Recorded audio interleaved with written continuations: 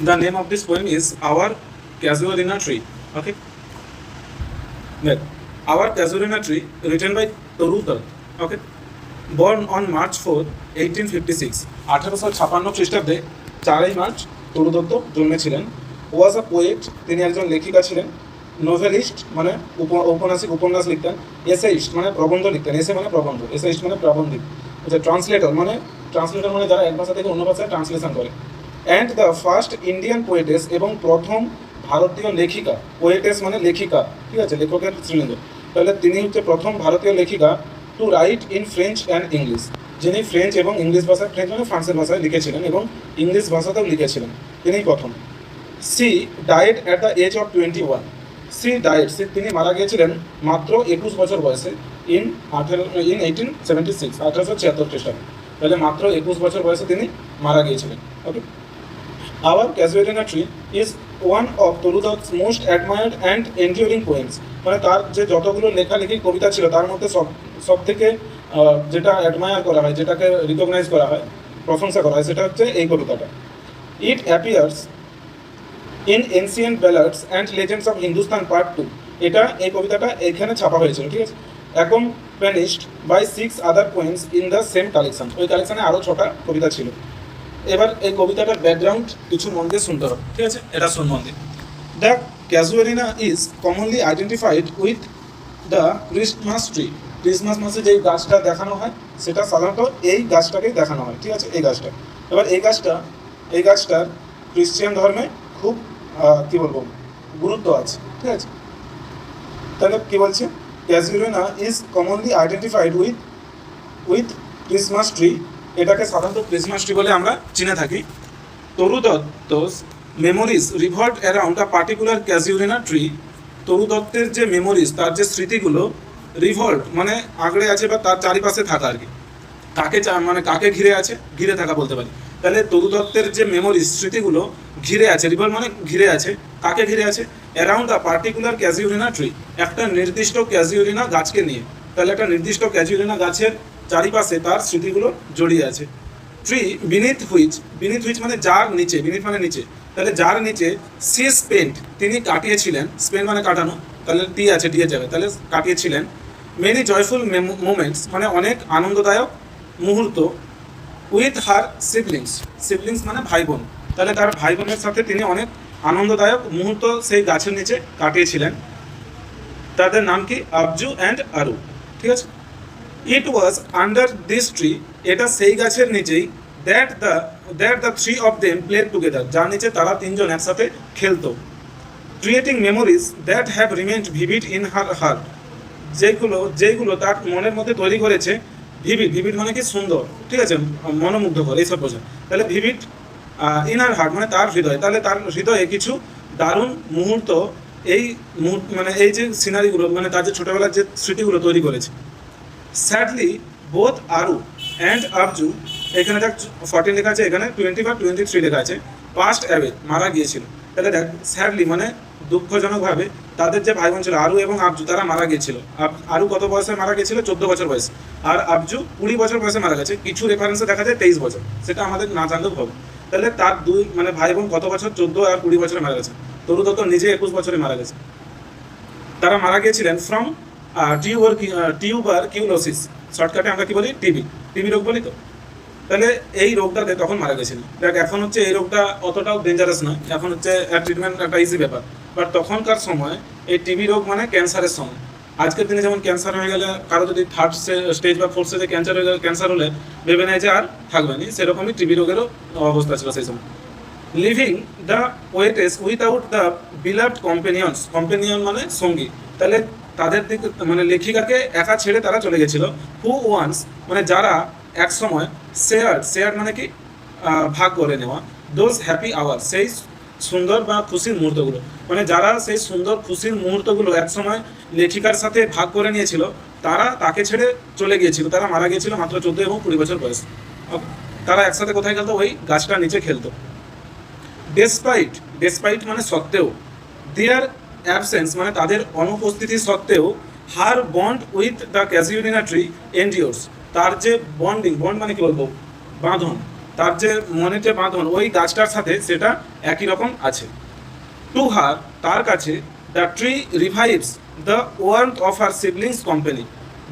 তার কাছে ওই গাছটার দিকে সে যখন তাকায়, ওইটা কি করে, রিভাইভস মানে পুনর্জাগিত করে। রিভাইভ মানে কি, পুনর্জাগিত করে। দ্য ওয়ার্থ মানে সেই উষ্ণতা, অফ হার সিবলিংসেস কোম্পানি মানে তার সেই ভাই বোনেদের সঙ্গ। মানে যখন সে ওই গাছের দিকে তাকায়, তা সে আবার সেই ছোটবেলার স্মৃতিগুলো দেখতে পায়, যে কিভাবে আমরা ভাই বোনেদের সাথে খেলতাম। মানে সে যেন আবার ওই ছোটবেলাতে ফিরে যায় ওই গাছটার দিকে তাকালে, ঠিক আছে। She even imagines the tree itself grieving the untimely loss of Aru and Arju.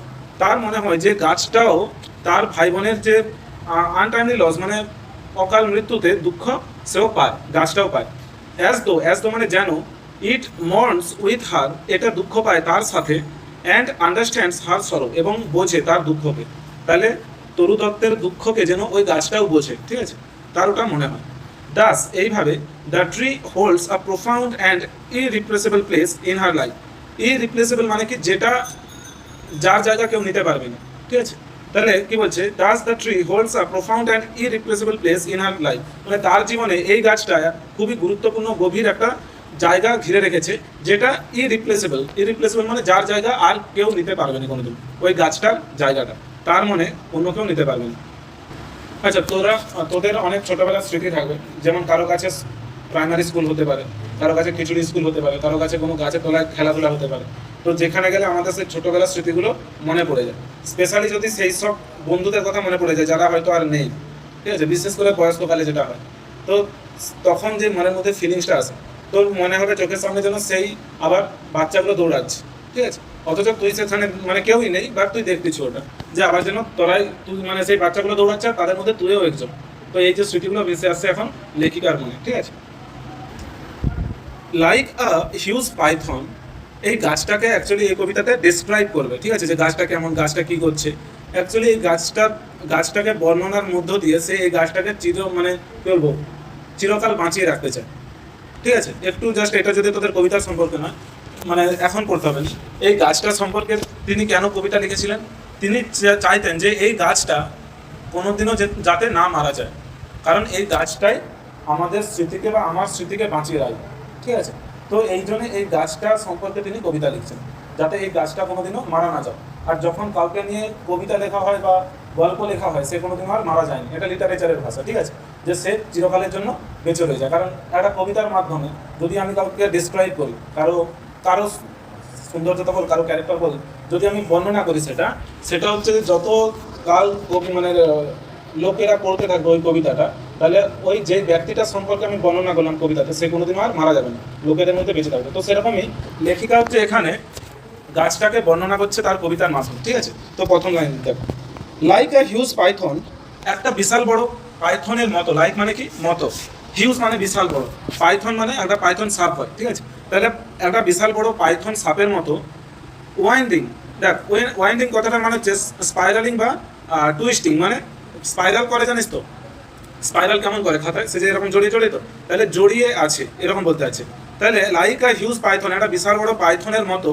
Winding মানে জড়িয়ে আছে। রাউন্ড অ্যান্ড রাউন্ড মানে বারবার গোল গোল করে, মানে পাক পাকে জড়িয়ে আছে। কে জড়িয়ে আছে? আর rust trunk, the rust trunk, rust কথাটা মানে হচ্ছে রাফ। রাফ মানে কি, যেটা মসৃণ নয়। তাহলে কে জড়িয়ে আছে এখনো বলেনি, বলছে একটা বিশাল বড় পাইথনের মতো গোল গোল করে জড়িয়ে আছে। কোথায় জড়িয়ে আছে? একটা অমসৃণ গাছের গুঁড়িতে, ঠিক আছে। এই গাছের ট্রাঙ্ক মানে কি, গাছের গুঁড়ি, কাণ্ড যেটাকে বলা হয়। তাহলে এটা কোন গাছের কাণ্ডের কথা বলছে? অমসৃণ কাণ্ড, ওই ক্যাজুয়েরিনা ট্রিয়ের কাণ্ড, মানে ক্যাজুয়েরিনা গাছটার কাণ্ডটার কথা বলছে। তাহলে ক্যাজুয়েরিনা গাছের কাণ্ডতে কেউ একজন পাইথনের মতো জড়িয়ে আছে। কে জড়িয়ে আছে? ইনডেন্টেড ডিপ উইথ স্কার্স, দেখ ইনডেন্টেড কথাটা মনে হচ্ছে হ্যাভিং কার্স, মানে যার গায়ে কাটা কাটা দাগ আছে। ডিপ মানে গভীর, উইথ স্কার্স, স্কার্স কথাটা মানে হচ্ছে marks or sign of wound, মানে ক্ষত চিহ্ন, ঠিক আছে। তাহলে বলছে যার গায়ে, মানে সে যে গাছটার কাণ্ড, যার গায়ে হচ্ছে ক্ষত চিহ্ন আছে, গভীর ক্ষত চিহ্ন আছে, তার গায়ে জড়িয়ে আছে গোল গোল করে। কে মানে কিরকম জড়িয়ে আছে? পাইথন সাপের মতো। কে জড়িয়ে আছে এখনো বলেনি, ঠিক আছে। দেখ এই যে দুটো লাইন আমরা বললাম, এটার সহজ ইংলিশ কি, সহজে ইংলিশে যদি বলি, সেটা হচ্ছে যে লাইক আ হিউজ পাইথন মানে একটা বিশাল বড় পাইথনের মতো। দ্য ক্রিপার, একটা ক্রিপার, ক্রিপার মানে কি, লতা গাছ, ঠিক আছে। যেটা হচ্ছে মানে অন্য গাছের ভরসায় জড়িয়ে জড়িয়ে থাকে, ঠিক আছে। তাহলে একটা ক্রিপার লতা গাছ twisting round the tree trunk, সে জড়িয়ে জড়িয়ে আছে কাকে? ট্রি ট্রাঙ্ক মানে গাছের গুঁড়িকে বা গাছের কাণ্ডকে। কোন গাছের কাণ্ড? ওই যে casuarina tree. That has many deep marks and cracks, যেটার আছে, দ্যাট মানে ক্যাজুইলিনা ট্রি এর কথা বলছে, যার আছে মেনি ডিপ মার্কস মানে অনেক গভীর চিহ্ন মানে ক্ষত চিহ্ন, অ্যান্ড ক্র্যাকস, ক্র্যাকস মানে কি? ভাঙা। তাহলে গাছের যখন অনেক বয়স হয়ে যায় তখন গাছের ছালগুলো ওরকম হয়ে যায়, তো তাই তো। তো সেই জন্য বলছে যেই গাছের গায়ে গভীর ক্ষত চিহ্ন আছে, অনেক ফাটা আছে, সেই গাছে ওরকম জড়িয়ে গোল গোল করে জড়িয়ে একটা সাপের মতো জড়িয়ে বসে আছে। দেখ, up to its very summit near the stars, এইটার এক্সপ্লেনেশন কি? এই যে 2 লাইন আছে, এই 2 লাইনের এক্সপ্লেনেশন বলছে পাইথন সিম্বলাইজেস স্ট্রেংথ, পাইথন সাপ এটা কি তুলে ধরছে? স্ট্রেংথ মানে শক্তিকে তুলে ধরছে। Hence the creeper has farm hold, এইভাবে লেখিকা বোঝাতে চাচ্ছে যে ক্রিপার অর্থাৎ লতা গাছটার ফার্ম মানে তীব্র, হোল্ড মানে কি? পাকার যেটাকে বলে মানে মুষ্টি, তাহলে তার একটা তীব্র মুষ্টি আছে অন দ্য ট্রি, ওই গাছটার উপর, মানে সে তীব্রভাবে কঠোরভাবে জড়িয়ে আছে ওই গাছটাতে। The tree is old and has a rough bark, এই গাছটার কি আছে? একটা ওল্ড মানে বৃদ্ধ, অ্যান্ড রাফ বার্ক, রাফ মানে অমসৃণ, বার্ক মানে গাছের ছালকে বোঝায়, বার্ক মানে গাছের ছাল। তাহলে যার আছে অমসৃণ গাছের ছাল, বাই টাইম অ্যান্ড ওয়েদার, মানে এটা তার এই যে রাফ অমসৃণ গাছের যে ছালটা, ক্যাজুইলিনা গাছের ছাল অমসৃণ, তো কি করে হয়েছে এটা? টাইম অ্যান্ড ওয়েদার মানে তার বয়সের জন্য এবং ওয়েদারের জন্য, আবহাওয়ার জন্য। দ্য স্কার্স সাজেস্ট, এই যে এখানে একটা ওয়ার্ড আছে না স্কার্স, মানে mark or sign of wound, মানে ক্ষত চিহ্নের দ্বারা বলছে না, ক্ষত চিহ্ন, গভীর ক্ষত চিহ্ন আছে তো ক্যাজুইলিনা ট্রিতে। এটা কি সিম্বলাইজ করছে বা কি সাজেস্ট করছে? The tree has endured many years of hardships and still stands strong, এইটা এই যে এখানে বলছে গভীর ক্ষত চিহ্নের সাথে দাঁড়িয়ে আছে, এইটা আসলে কি বলতে আছে এই ওয়ার্ডটার মাধ্যমে লেখিকা? যে এত কঠিন সময় সত্ত্বেও, হার্ডশিপ মানে কি? কঠিন সময়, তাহলে গাছটাতে এত কঠিন সময় জড়িয়ে আছে, তবুও এই গাছটা কি আছে? এই গাছটা তবুও স্ট্রংলি দাঁড়িয়ে আছে। আসলে এই কবিতাতে লেখিকা নিজেকে ওই গাছটার সাথে তুলনা করতেছে, বলতে পারিস নিজেকে ওই গাছটার জায়গায় তুলনা করতেছে, কল্পনা করতেছে। কেন? একটা গাছকে যখন ক্রিপার জড়িয়ে থাকে, তীব্রভাবে জড়িয়ে থাকে, হ্যাঁ, তখন তবুও সে স্ট্রং আছে, তো রাইট। কিন্তু এখানে লেখিকা সেই জন্য বলতে যাচ্ছে যে যে আমাকেও তো অনেক দুঃখ যন্ত্রণা জড়িয়ে আছে, তাই তো, কিন্তু আমাকেও স্ট্রং থাকতে হবে এই ক্যাজুইলিনা গাছের মতো। বুঝতে পারছো তো? যেরকম ক্যাজুইলিনা গাছে একটা পাইথনের মতো জড়িয়ে থাকা সত্ত্বেও সে তার ডালপালা কেমন হয়ে গেছে, অনেক পুরনো, তবুও সে স্ট্রংলি, শক্তভাবে, কঠোরভাবে দাঁড়িয়ে আছে। সেরকমই লেখিকা ভাবছে আমাকেও এরকম কঠোর এবং শক্ত হতে হবে, যদিও আমার সময় কি প্রচুরই খারাপ চলছে। তাহলে এখানে তুলনা করছে যে অনেক কষ্ট থাকা সত্ত্বেও, অনেক হার্ডশিপস থাকা সত্ত্বেও গাছটা মানে কঠিন পরিস্থিতিতে দাঁড়িয়ে আছে। তারপর up to its very summit, summit কথাটার মানে হচ্ছে পিক, টপ বা হাইয়েস্ট পয়েন্ট, ঠিক আছে। বলছে up to its very summit near the stars, up to মানে কি? পর্যন্ত, his very summit near the stars a creeper climbs in whose embrace bound, embrace কথাটা মানে হচ্ছে হাগস মানে জড়িয়ে ধরা, আর বাউন্ড কথাটা মানে হচ্ছে টাইটলি মানে খুব তীব্রভাবে বা শক্তভাবে জড়িয়ে রাখা, ঠিক আছে। দেখ এখানে বলছে up to its very summit মানে পুরো টপ পর্যন্ত, পুরো চূড়া পর্যন্ত, নিয়ার দ্য স্টার্স মানে নিয়ার দ্য স্টার্স মানে তারার কাছ পর্যন্ত। দেখ এটা হাইপারবোল মানে একটু বাড়িয়ে চাড়িয়ে বলছে, ঠিক আছে।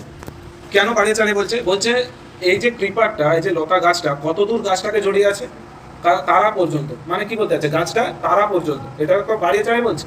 তো সে বলতে আছে গাছটা, এই লাইনটার মধ্যে কি বলতে আছে? গাছটা আসলে বিশাল বড়, অনেকটাই বড়, ঠিক আছে, আকাশ ছোঁয়া গাছ যেটাকে আমরা বলি। তাহলে up to its very summit মানে পুরো এর চূড়া পর্যন্ত, মানে ক্যাজুইলিনা গাছের পুরো চূড়া পর্যন্ত, নিয়ার দ্য স্টার্স মানে নিয়ার দ্য স্টার্স মানে তারার কাছে, মানে পুরো চূড়া পর্যন্ত বলতে চাচ্ছে। এই যে নিয়ার দ্য স্টার্স এটার মাধ্যমে কি বলতে চাচ্ছে? যে গাছটা নিশ্চয়ই অনেকটা বড়। আর ক্রিপার একটা লতা গাছ, ক্লাইম্বস মানে চড়ছে, ক্লাইম্ব মানে কি? ওঠা, ঠিক আছে। তাহলে কতটা সে জড়িয়ে উঠে আছে ওই লতা গাছটা? পুরো চূড়া পর্যন্ত। কার চূড়া পর্যন্ত? ওই ক্যাজুইলিনা ট্রি এর। ইন হুজ এমব্রেস বাউন্ড, যার জড়ানোটা কিরকম? বাউন্ড মানে খুবই শক্তপোক্ত, মানে যে খুবই শক্তপোক্তভাবে ওই ক্যাজুইলিনা গাছটাকে জড়িয়ে আছে। কতটা জড়িয়ে আছে? একটু নয়, পুরো চূড়া পর্যন্ত, মানে গোটা গাছটাকেই জড়িয়ে আছে, ঠিক আছে। এই দুটো লাইনের সহজ ইংলিশ দেখ। বলছে the creeper ক্লাইম্বস all the way, মানে এই যে লতা গাছটা পুরো জড়িয়ে আছে, অল দ্য ওয়ে মানে সমস্ত, মানে যত রকমভাবে জড়ানো যায় সেরকমভাবে জড়িয়ে আছে। To the very top of the tree, মানে টু দ্য ভেরি টপ মানে পুরো চূড়া পর্যন্ত, অফ দ্য ট্রি মানে গাছের, অ্যান্ড র্যাপস ইটসেলফ, র্যাপ কথাটা মানে হচ্ছে মোড়া, তাহলে অ্যান্ড র্যাপস ইটসেলফ মানে এটাকে সে মুড়ে রেখেছে টাইটলি মানে খুবই শক্তভাবে, অ্যারাউন্ড দ্যাট ট্রি মানে গাছটির চারিপাশে, তাহলে গাছটির চারিপাশে খুবই শক্তভাবে নিজেকে, মানে ওই লতা গাছটির কথা বলছে, যে ওই লতা গাছটি নিজেকে খুবই শক্তভাবে ওই ক্যাজুয়ালিনা গাছের চারিপাশে কি করেছে, জড়িয়ে রেখেছে, র্যাপস মানে জড়িয়ে রাখা। ওকে, আর কতদূর এই গাছটা উঠেছে, লতা গাছটা পুরো চূড়া পর্যন্ত, আর কিভাবে জড়িয়েছে, যত রকম ভাবে জড়ানো যায়, মানে পুরো টাইটলি জড়িয়ে আছে। এটার এক্সপ্লেনেশন কি? এটার এক্সপ্লেনেশন হচ্ছে যে the casuarina tree is extremely টল।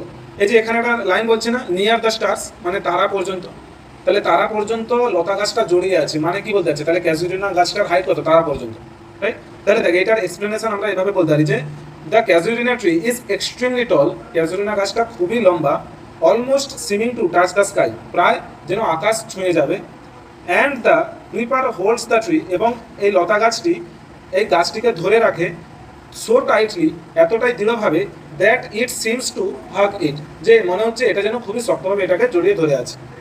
তাহলে বলছে প্রচুর টাইট ভাবে সে জড়িয়ে আছে ওই ক্যাজুয়ালিনা গাছটিকে, ওই ক্রিপারটা। নো আদার টি, নো আদার মানে অন্য কেউই নয়, ঠিক আছে, অন্য কোনো গাছ কুড লিভ মানে অন্য কোনো গাছ বাঁচতে পারতো না, বাট গ্যালেন্টলি কিন্তু সাহসের সাথে, গ্যালেন্টলি কথাটা মানে হচ্ছে বোল্ডলি, বোল্ডলি মানে সাহসিকতার সাথে, ব্রেভলি মানে সাহসিকতার সাথে, নোবলি কথাটা মানে মহত্বের সাথে, ঠিক আছে।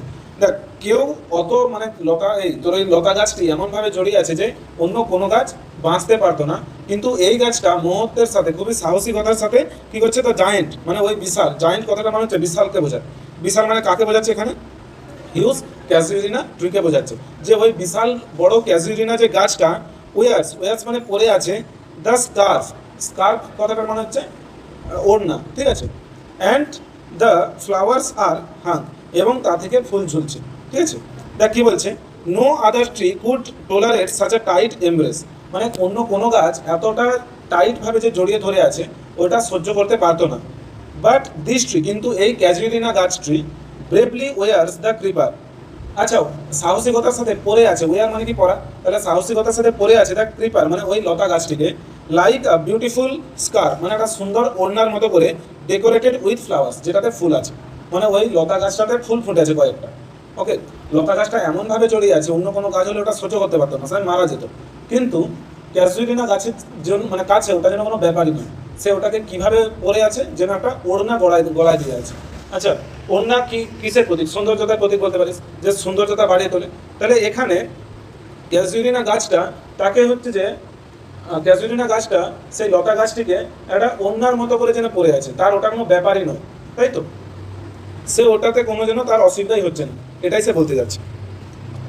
এইটার এক্সপ্লেনেশনটা পড়, the casuarina tree is strong enough মানে এই ক্যাজুয়ালিনা গাছটা এতটাই স্ট্রং, এতটাই শক্তিশালী, to bear the weight of the creeper মানে to bear the weight of the creeper মানে ওই লতা গাছটির ভার বহন করতে, তাহলে লতা গাছটির ভার বহন করতে ওই গাছটা এতটাই শক্তপোক্ত যে, which could have been seen as a burden মানে যেটা হতে পারতো একটা বোঝা, বার্ডেন মানে বোঝা, যেটা হতে পারতো একটা বোঝা, becomes an ornament that enhances the tree's beauty, becomes an ornament মানে একটা অলংকার হয়ে দাঁড়িয়েছে, দ্যাট এনহান্সেস যেটা বাড়িয়ে তোলে, এনহান্স মানে বাড়ানো, যেটা বাড়িয়ে তোলে দ্য ট্রিজ বিউটি মানে এই গাছটির সৌন্দর্যতা।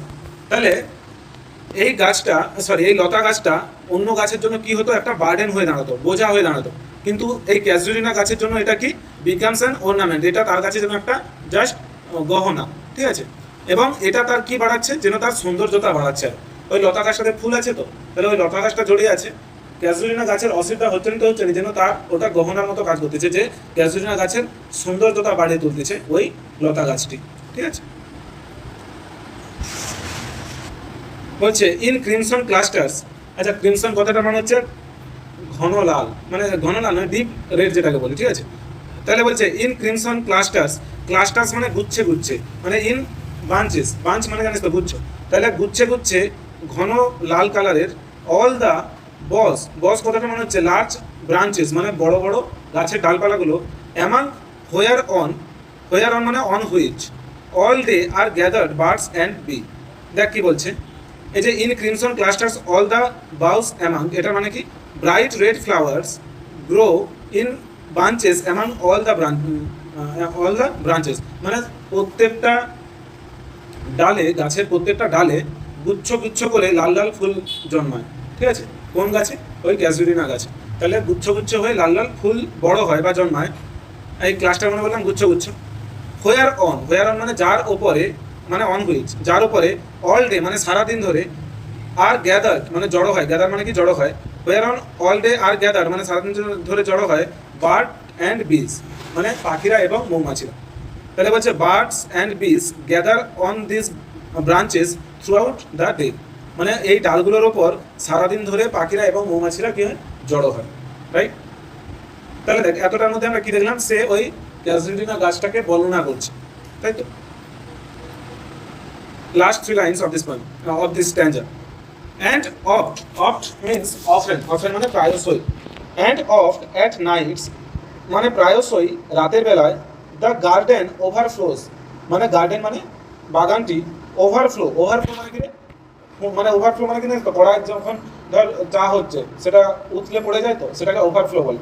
তাহলে বলছে অ্যান্ড অফ মানে অফেন এবং প্রায়শই, অ্যাট নাইটস মানে রাতের বেলায়, the garden overflows with one sweet song that seems to have no close, মানে বাগানের মধ্যে উপচে পড়ে বলতে পারিস, উইথ ওয়ান সুইট সং মানে একটা সুন্দর গান, দ্যাট সিমস যেটা মনে হয়, টু হ্যাভ নো ক্লোজ যার কোনো শেষ নেই, মানে এমন একটা গান ওই বাগানের মধ্যে উপচে পড়ে, মানে এত বেশি পরিমাণে ওই বাগানের মধ্যে শোনা যায়, এই জন্য বলছি যে প্রচণ্ড পরিমাণে একটা গান শোনা যায় এবং মনে হয় যেন সেই গানের কোনোদিনও শেষ নেই। দেখ এইখানে তারপর বলছে সাঙ্ক ডার্কলিং ফ্রম আওয়ার ট্রি, মানে কি বলছে, সাঙ্ক মানে কি, এই যে সংটা যেটা মানে গাওয়া হয়, সিং সাং সাং শুনছিস তো, তাহলে সাং মানে যেটা গাওয়া হয়, ডার্কলিং মানে ইন দ্য ডার্কনেস মানে অন্ধকারের মধ্যে, ফ্রম আওয়ার ট্রি আমাদের গাছ থেকে, হোয়াইল মেন রিপোজ যখন মানুষেরা, রিপোজ কথাটা মানে হচ্ছে স্লিপ বা রেস্ট, যখন মানুষেরা ঘুমায়। দেখ এই প্রত্যেকটা লাইনের সহজ ইংলিশ আমি লিখে দিচ্ছি, এটার মানে এটা সহজ ইংলিশ কি, অ্যাট নাইট মানে রাতের বেলায়, the whole garden becomes filled with music, মানে পুরো বাগানটা ভরে ওঠে কিসের দ্বারা, মিউজিকের দ্বারা, সুরের দ্বারা। এই লাইনটার মানে কি, আ বিউটিফুল সং কন্টিনিউস, এই সুন্দর গানটা চলতে থাকে, অ্যাজ ইট মানে যেন, ইট নেভার এন্ডস যেন এটা কখনোই শেষ হবে না। এই লাইনটার মানে কি, দ্য সং ইজ সাং মানে এই গানটি গাওয়া হয়, ফ্রম দ্য ট্রি ওই গাছ থেকে, ইন দ্য ডার্কনেস মানে গভীর অন্ধকারে, হোয়াইল পিপল আর অ্যাসলিপ যখন মানুষেরা ঘুমায়, মানে রাতের বেলায় কি হয়, ওই বাগান থেকে বা ওই গাছ থেকে গান শোনা যায়, ঠিক আছে? এই তিনটে লাইনের আমি এক্সপ্লেনেশন এখানে দিয়ে দিচ্ছি, ঠিক আছে? এক্সপ্লেনেশন কি লিখে দিচ্ছি, অলদো এভরিওয়ান ইজ রেস্টিং, যদিও সবাই রেস্ট করছে, সবাই বিশ্রাম করছে, মানে সমস্ত মানুষেরা বিশ্রাম করছে, বার্ডস কন্টিনিউয়াসলি সিং পাখিরা অনবরত গাইতে থাকে, ফ্রম দ্য ক্যাজুরিনা ট্রি ওই ক্যাজুরিনা গাছের মধ্যে, থ্রু আউট দ্য নাইট মানে গোটা রাত্রি জুড়ে, দিস মিউজিক এই মিউজিকটা, এই সুরটার, ওভারফ্লো দ্য গার্ডেন এই মিউজিকটা কী করে, বাগানকে ওভারফ্লো করে তোলে, উপচে তোলে, মানে প্রচণ্ড পরিমাণে যেন তার কোলাহলের সৃষ্টি করে। ওই কোলাহলটা শুনতে কিন্তু খারাপ নয়, মিষ্টি মধুর লাগে, ঠিক আছে? যে একটা দারুণ কোলাহল তৈরি করে বাগানের মধ্যে। And feels the night with melodious music, melodious মানে সুরেলা, তাহলে এবং ভরিয়ে তোলে, ফিলস দ্য নাইট এবং ভরিয়ে তোলে ওই রাত্রিকে, উইথ মেলোডিয়াস মিউজিক মানে সুরেলা গানের দ্বারা, তাই তো? মানে বাগানের মধ্যে সুরেলা গান কারা করে, পাখিরা, এবং পাখিরা সুরেলা গান করে যখন মানুষেরা ঘুমায়, তাদের গান কিন্তু থামে না। দেখ সেকেন্ড স্ট্যান্ডার ফার্স্ট লাইন কি বলছে, when first my casement is wide open thrown, sorry casement, when first my casement is wide open thrown, যখন প্রথমবার, কেসমেন্ট মানে কি উইন্ডো, ঠিক আছে? Casement is wide open throw মানে বিস্তৃতভাবে খোলা হয়, মানে পুরোপুরি যখন জানলাটা খোলা হয়, এটা বলতে যাচ্ছে। কখন, ইন ওয়েন ফার্স্ট মানে প্রথমে, কখন খুলে সেটা বলতেছে। অ্যাট ডন মানে ডন মানে কি ভোরবেলা, যখন সূর্য ওঠে। তাহলে যখন সূর্য ওঠে তখন সে তার জানলাটাকে কী করে, প্রথমবার মানে পুরো যখন সূর্য ওঠে তখনই সে প্রথমবার কী করে, জানলাটা খুলে দেয়। কীরকম খুলে, একটু করে নয়, পুরোপুরি জানলাটা খুলে দেয়। মাই আইস আমার চোখ, কি বলছে, যখন সে সকালবেলা প্রথমবারের জন্য জানলাটা পুরোপুরিভাবে খুলে দেয়, তার চোখটা, তার মাই আইস মানে তার চোখটা কীরকম হয়, ডিলাইটেড মানে ফুল অফ হ্যাপিনেস, পুরোপুরি আনন্দে ভরে ওঠে ওই সকালটাকে দেখে। অন ইট রেস্ট মানে অন ইট রেস্ট মানে এই দৃশ্যের ওপর তার চোখটা কী হয়, ফিক্সড হয়ে যায়, মানে সে তাকিয়েই রয়ে যায় এই সুন্দর দৃশ্যটাকে। দেখ এইটার আমি সহজ ইংলিশ দিচ্ছি, এই দুটো যে লাইন আছে এটা সহজ ইংলিশ। এইটা বলছে when I first open my window, যখন আমি প্রথমবার জানালাটা খুলি, ওয়াইড ইন দ্য মর্নিং মানে বিস্তৃতভাবে পুরোপুরি জানালাটা খোলে, ইন দ্য মর্নিং মানে সকালবেলায়, দ্য সাইট মানে দৃশ্য, the sight of the tree মানে ওই গাছের দৃশ্যটি, fills the poetess eyes with joy, fills মানে ভরিয়ে তোলে, পোয়েটেস আইস মানে লেখিকার চোখকে, উইথ জয় মানে আনন্দে, তাহলে আনন্দে তার চোখকে ভিতরে পুরো ভরিয়ে তোলে। এটার এক্সপ্লেনেশন কি দিচ্ছে দেখ, she begins her day by opening the window, সে তার দিনটা শুরু করে জানলাটা খুলে, মানে সে দিনে শুরু করে জানলাটা খোলার মাধ্যমে। The first thing she wants to see, প্রথম জিনিস, দ্য ফার্স্ট থিং মানে প্রথম জিনিস, সি ওয়ান্টস টু সি যেটা সে দেখতে চায়, ইজ ক্যাজুয়ালিনা ট্রি, সে প্রথম জিনিস যেটা সে দেখতে চায় জানলাটা খুলে কি দেখতে চায়, ক্যাজুয়ালিনা গাছটাকে সে দেখতে চায়। বিকজ কারণ, দিস হ্যাবিট এই যে অভ্যাসটি, brings peace, happiness and comfort, peace মানে শান্তি, হ্যাপিনেস মানে খুশি, কমফোর্ট মানে আরাম, to the poetess, to her বলতে ভালো হতো, টু হার মানে তার কাছে। তাহলে এই যে অভ্যাসটা তাকে কী দেয়, শান্তি দেয়, খুশি দেয় এবং আরাম দেয়। কী অভ্যাস, প্রত্যেকদিন সকালে উঠে প্রথমে জানলাটা খুলে ক্যাজুয়ালিনা গাছের দিকে তাকানো এবং সূর্যোদয় দেখা। ওকে, এবং তার এই দৃশ্যটা এত সুন্দর লাগে, এত আনন্দিত লাগে যে তার চোখটা ওই দৃশ্যের উপরেই ফিক্সড হয়ে রয়ে যায়। রেস্ট মানে কি, এক জায়গায় থেকে যাওয়া, রেস্ট। তাহলে এক দৃশ্য এখানে এই এতটা একটা আমরা অর্থ পাবো, তারপরে এখান থেকে এইটা আর এটার একটা অর্থ পাবো, ঠিক আছে। মানে এই হাফ লাইন, এখানের এক লাইন আর এই হাফ লাইন, এটার একটা অর্থ আছে। তো প্রথমে আমরা এতটা বলব। দেখ বলছে সামটাইমস মানে কিছু সময় বা মাঝে মধ্যে, অ্যান্ড মোস্ট ইন উইন্টার বেশিরভাগ মানে সাধারণ বেশিরভাগ শীতকালে কি হয়, বেশিরভাগ শীতকালে বা কিছু সময় কি বলছে, অন ইটস ক্রেস্ট কথাটা মানে হচ্ছে টপ বা পিক, মানে পুরো উঁচুতে, পুরো টপে, আর গ্রে মানে একটা ধূসর রঙের, ব্যাবন হচ্ছে এক প্রকারের বাঁদর, ঠিক আছে, আফ্রিকাতে মানে আফ্রিকার প্রজাতি। তো ব্যাবন এক প্রকারের বাঁদর, সে কী করে, সিটস মানে বসে থাকে, statue like alone, statue like মানে মতো, স্ট্যাচু লাইক মানে স্ট্যাচুর মতো, অ্যালোন মানে একা। তাহলে বলছে কিছু সময় বেশিরভাগ শীতকালে এই গাছটার পুরো চূড়াতে বা ওপরে কে বসে থাকে, একটা ধূসর রঙের বাঁদর বসে থাকে। কেমন করে বসে থাকে, স্ট্যাচু লাইক মানে পুরো স্ট্যাচুর মতো করে। সে কি অন্যদের সাথে বসে থাকে না, অ্যালোন মানে একা একা বসে থাকে। ওকে, ওয়াচিং দ্য সানরাইজ, সেই সূর্যাস্তের দিকে তাকিয়ে। দেখ সূর্যাস্তের দিকে তাকিয়ে বসে আছে, এটা সাধারণত কোন সময় হয়, শীতকালে। নিশ্চয়ই গ্রীষ্মকালে 12টার সময় সূর্যাস্তের দিকে তাকানোর জন্য বসে থাকবেন, তাই তো। তো এইখানে বলছে কিছু সময় বা সাধারণত শীতকালে সেই বাঁদরটা কী করে, পুরো চূড়াতে উঠে গিয়ে সে সূর্যাস্তর দিকে তাকিয়ে থাকে, ঠিক আছে। যে ওয়াচিং এটা হচ্ছে প্রেজেন্ট পার্টিসিপল, ওয়াচিং মানে কি, তাকিয়ে বোঝাচ্ছে, তাকিয়ে অ্যাট সানরাইজ মানে সূর্যাস্ত বলে গেছিলাম, সূর্যোদয়। তাহলে সূর্যোদয়ের দিকে তাকিয়ে সেই বানরটা কী করে, পুরো স্ট্যাচুর মতো একা একা ওই পুরো ক্যাজুয়ালিনা গাছের উপরে বসে থাকে, তাই তো। এটা সহজ ইংলিশ আমি এখানে লিখে দিচ্ছি, দেখ কি লেখা আছে, on the top of the tree মানে ওই গাছের পুরো চূড়াতে, আর গ্রে ব্যাবন সিটস অ্যালোন মানে একটা ধূসর রঙের বাঁদর একা একা বসে থাকে, উইথাউট মুভিং নড়াচড়া ছাড়াই, লাইক আ স্ট্যাচু একটা স্ট্যাচুর মতো করে, and it watches the sunrise এবং এটা দেখতে থাকে সূর্যোদয়কে।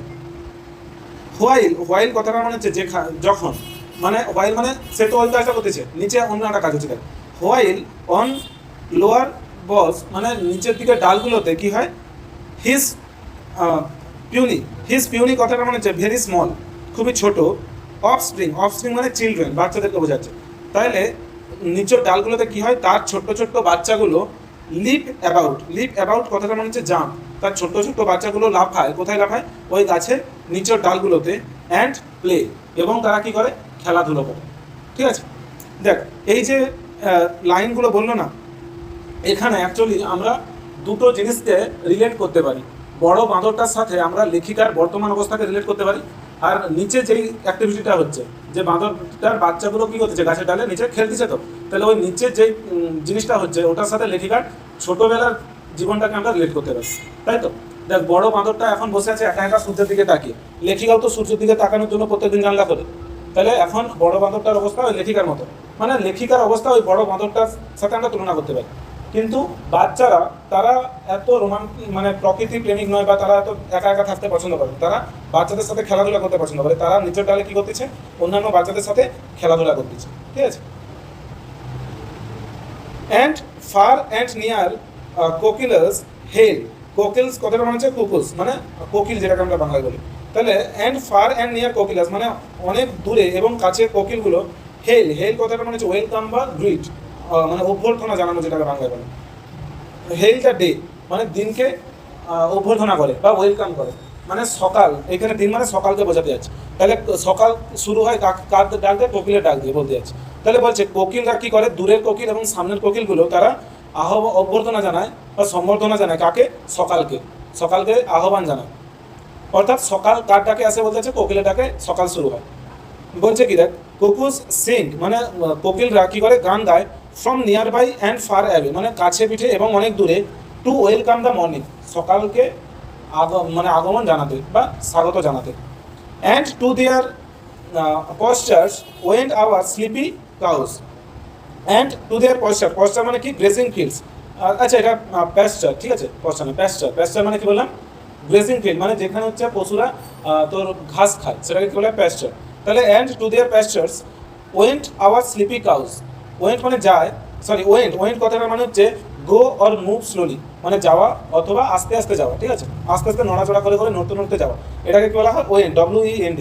তাহলে বলছে অ্যান্ড টু দেয়ার প্যাস্চার্স মানে তাদের খাওয়ার যে জমিতে, যেই জমিতে ঘাস ফুটে আছে সেই জমিতে হেলে দুলে যায়, ওয়েন্ট মানে হেলে দুলে যাওয়া। কারা হেলে দুলে যায়? আওয়ার স্লিপি কাউস আমাদের ঘুমন্ত গরুগুলো। তাহলে লেখিকা কী বললো?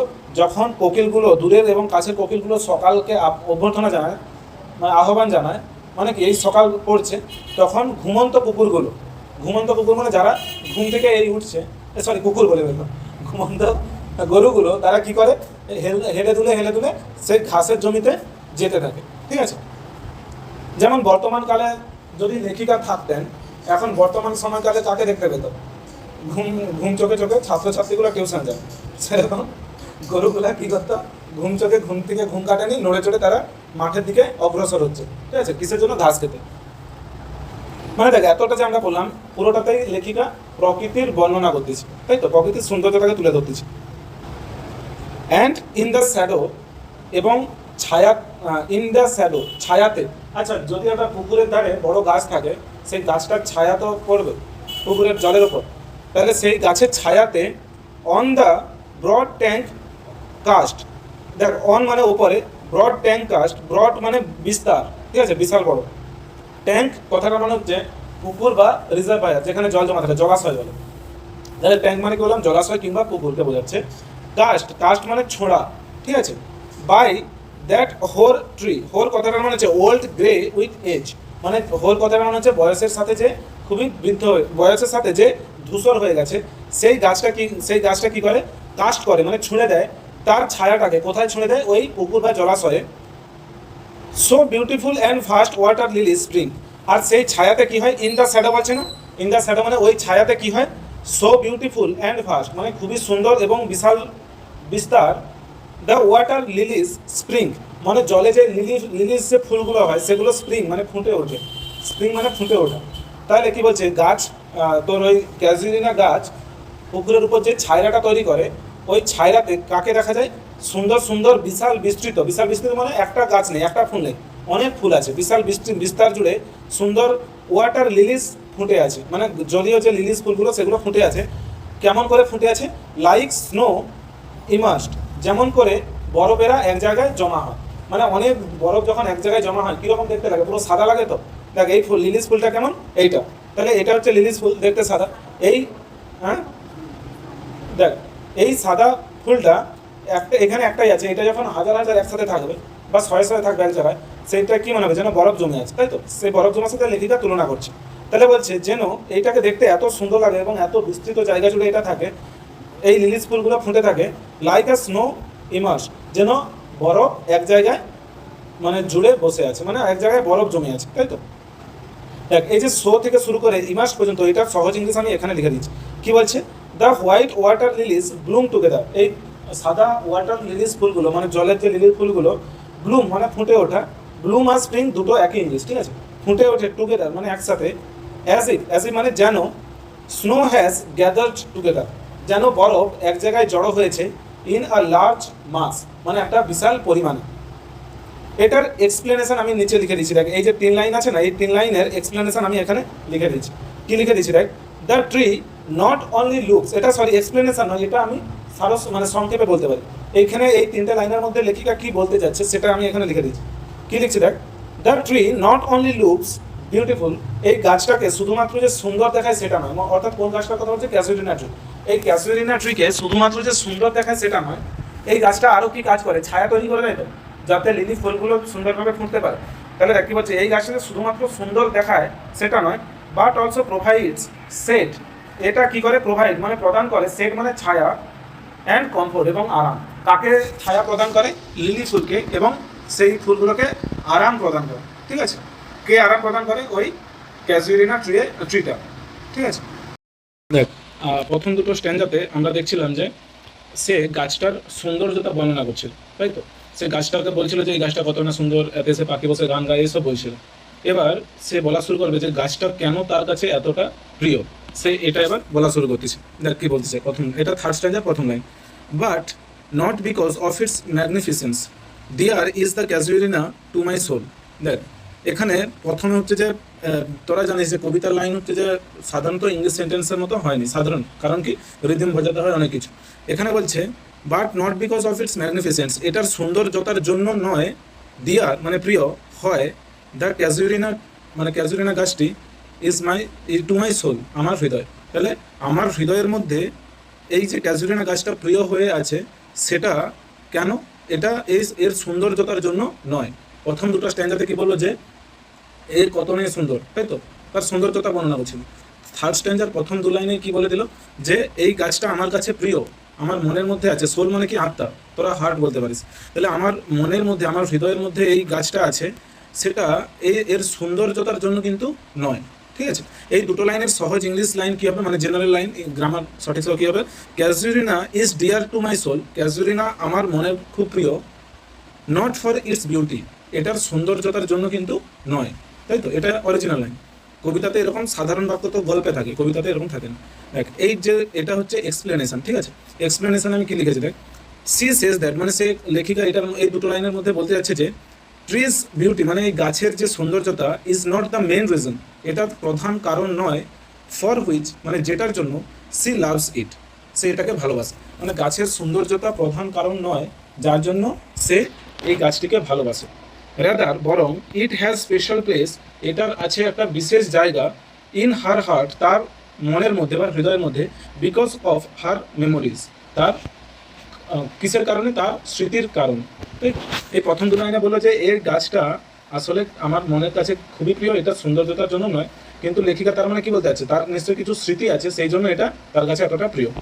নেক্সট লাইনে বিনিথ, বিনিথ মানে নিচে। ঠিক আছে, বিনিথ আর আন্ডার যদিও একই নয়, তোরা প্রিপোজিশন শিখলে বুঝতে পারতিস যে আন্ডার আর বিনিথের পার্থক্য আছে। আন্ডার মানে নিচে, ধর গাছের নিচে তুই বসে আছিস, আর বিনিথ মানেও নিচে বোঝায়, কিন্তু এটা কিরকম, ধর বালিশের নিচে আমি ফোন রেখে দিয়েছি, ওই নিচে বসে। ঠিক আছে, তাহলে বিনিথ মানে নিচে বলবি।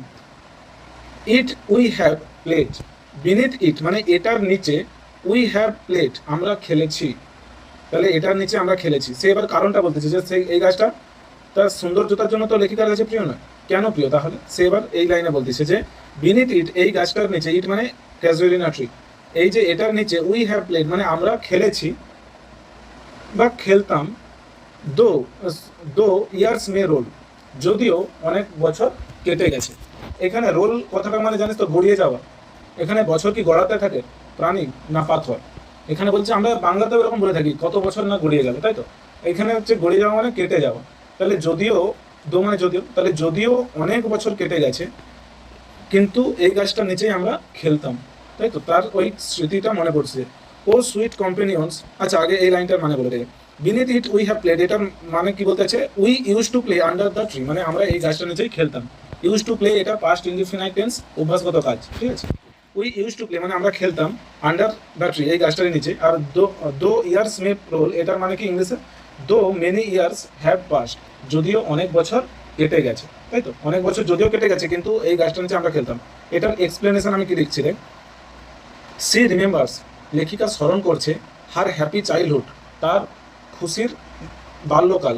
ঠিক আছে, spent playing under the tree যেটা তিনি কাটিয়েছিলেন আন্ডার দ্য ট্রি মানে ওই গাছটির নিচে, উইথ হার সিবলিংস তার ভাই বোনেদের সাথে। তাহলে লেখিকা স্মরণ করছে যে সে তার ভাই বোনেদের সাথে তার ছোটবেলায় কিভাবে এই গাছটার নিচে খেলে সময় কাটাতো।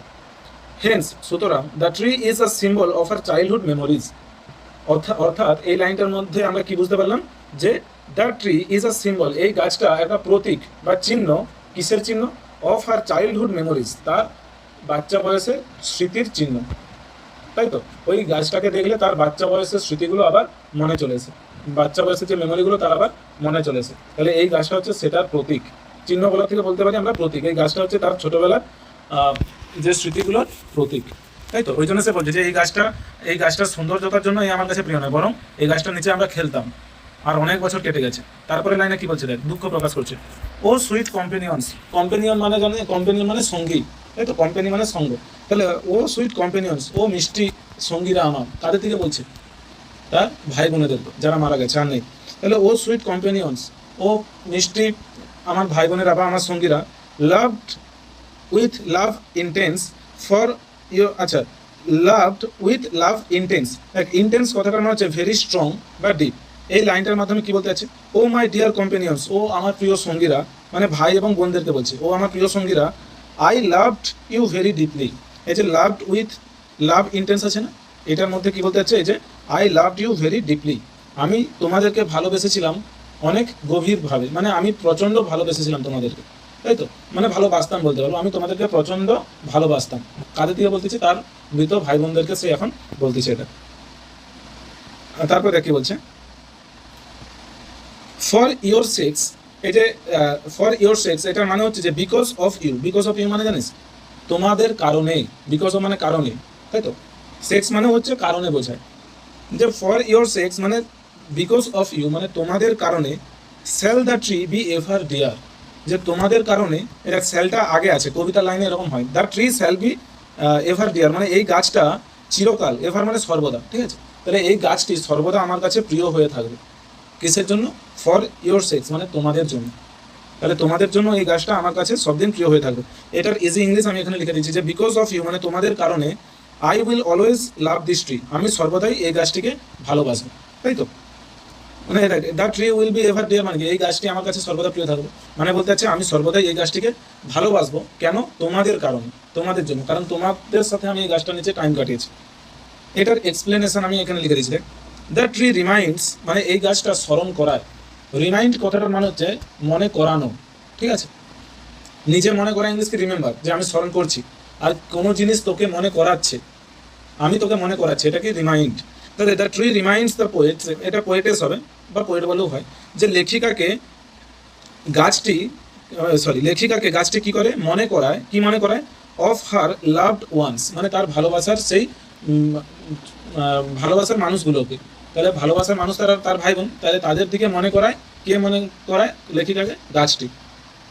বিকজ কারণ, হার মেমোরিজ আর অ্যাটাচড টু ইট, তার স্মৃতিগুলো জড়িয়ে আছে, অ্যাটাচ মানে কি? জড়িয়ে থাকে, তাহলে হার মেমোরিজ তার স্মৃতিগুলো, আর অ্যাটাচড মানে জড়িয়ে আছে, টু ইট মানে এটার সাথে। So it will always remain special for her, so তাই জন্য এটা সর্বদাই তার কাছে বিশেষ বা স্পেশাল হয়ে থাকবে, তাই তো? যে সে কি বললো, যে এই গাছটা আমার কাছে সর্বদা প্রিয় হয়ে থাকবে তোমাদের জন্য, তার মানে সে কি বলতে চাচ্ছে? যে যেহেতু এই গাছটা তাকে তার প্রিয়জনেদের কথা মনে করায়, সেই জন্য লেখিকার কাছে ওই গাছটি সর্বদাই প্রিয় হয়ে থাকবে। এটা আমরা এক্সপ্লেনেশন লিখব, ঠিক আছে? এইগুলো কখন কাজে লাগে বলতো? ধর তোকে কবিতার লাইনটা তুলে দিল কোশ্চেন দিয়ে, বললো এই লাইনটার মাধ্যমে লেখিকা কি বলতে যাচ্ছে, 2 নম্বরে লেখো, বুঝতে পারছি? তো তোকে তখন এই এক্সপ্লেনেশন যেটা লিখে দিয়েছি না, এটা লিখতে হবে, ঠিক আছে? যে লেখিকা এই লাইনটার মাধ্যমে বলতে হচ্ছে যে এই গাছটা যেহেতু তার ছোটোবেলার মেমোরিগুলোকে মানে যেহেতু স্মরণ করায়, সেই জন্যে এই গাছটি সর্বদা তার কাছে প্রিয় হয়ে থাকবে, ঠিক আছে? এই দুটো লাইন দেখ। ব্লেন্ড, আচ্ছা তোরা ব্লেন্ডিং কথাটা শুনছিস? ব্লেন্ডিং মানে মিশ্রিত, মিক্সড, ঠিক আছে? তাহলে ব্লেন্ডেড বা ব্লেন্ডিং থেকে মানে একটা ওয়ার্ড আছে ব্লেন্ড মানে কি? মিশ্রিত। তাহলে ব্লেন্ড উইথ ইউর ইমেজেস মানে এই যে গাছটার সাথে মিশে আছে, কে মিশে আছে? উইথ ইউর ইমেজেস, তোমাদের ইমেজেস কথাটার মানে হচ্ছে মেমোরিজ বা মেন্টাল পিকচার্স, মানে তার মনের মধ্যে যে তার ছোটোবেলার যে ছবিগুলো, আমাদের মনের মধ্যে ছবি অ্যাটাচ থাকে তো, ছোটোবেলায় আমরা বন্ধু বান্ধবদের সাথে খেলতাম, স্কুলে কীভাবে খেলাধুলা করতাম, ওই যে ছবিগুলো আমাদের মনে এখনও আছে, তাহলে ওইটাকে বলছে ইমেজেস, ঠিক আছে? তাহলে কি বলছে? ব্লেন্ড উইথ ইউর ইমেজেস মানে এটার সাথে মিশ্রিত আছে তোমাদের প্রতিচ্ছায়াগুলি, মানে তোমাদের যে স্মৃতিগুলো এই গাছটার সাথে মিশে আছে, অর্থাৎ এই গাছটাকে যখনই আমি দেখি তখনই তোমাদের ছায়াগুলো আমার মনে চলে আসে, এটাই বলতে চাই, তোমাদের ছবিগুলো। ইট সেল অ্যারাইজ, এটা ও ইট সেল অ্যারাইজ মানে এটা অ্যারাইজ মানে কি বলবো, অ্যাপিয়ার, তাই তো? অ্যাপিয়ার মানে কি বলে বাংলায় জানো? উপস্থিত হওয়া। তাহলে এটা উপস্থিত হয় ইন মেমোরি, আমার মনের মধ্যে। দেখ এই যে ব্লেন্ড থেকে শুরু করে blend with your images it shall arise in memory, এটার ইংলিশ হচ্ছে এইটা, ঠিক আছে? সহজ ইংলিশ কি, the image of the tree will always appear together with the memories of you. মানে যখনই আমি গাছটার কথা ভাবি, the image of the tree মানে এই গাছটার যে ছবি যখনই আমার মনের মধ্যে ফুটে ওঠে, তখনই একসাথে আমি তোমাদের কথাটাও আমাদের মনের মধ্যে ফুটে ওঠে, তাই তো? তোমাদের যে প্রতিচ্ছায়া, তোমাদের ছবিগুলো আমার মনের মধ্যে ফুটে ওঠে কখন? যখন আমি ওই গাছটার কথা ভাবি বা গাছটার ছবি আমার মনের মধ্যে ফুটে ওঠে। মানে কি, তাহলে গাছটা আর তার ভাই বোনেরা আলাদা নয়, সে যখনই গাছের কথা ভাবে তখনই ভাই বোনের কথা মনে চলে আসে, তাই?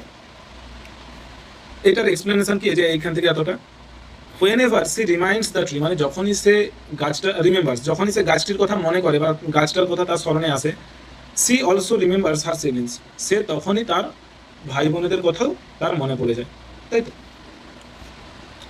till the hot tears blind my eyes, আচ্ছা সে বলছে যখন গাছটার প্রতিচ্ছবি আমার মনের মধ্যে ফুটে ওঠে, তখন তোমাদেরও ছবিগুলো আমার মনের মধ্যে ফুটে ওঠে।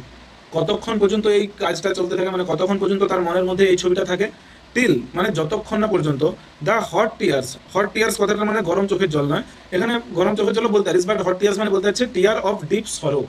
আচ্ছা যখন আমরা খুব দুঃখিত হয়ে যখন আমাদের চোখে জল পড়ে, তখন চোখের জলটা হালকা গরম হয়, ঠিক আছে? ওই জন্য এটাকে হট টিয়ার বলছে।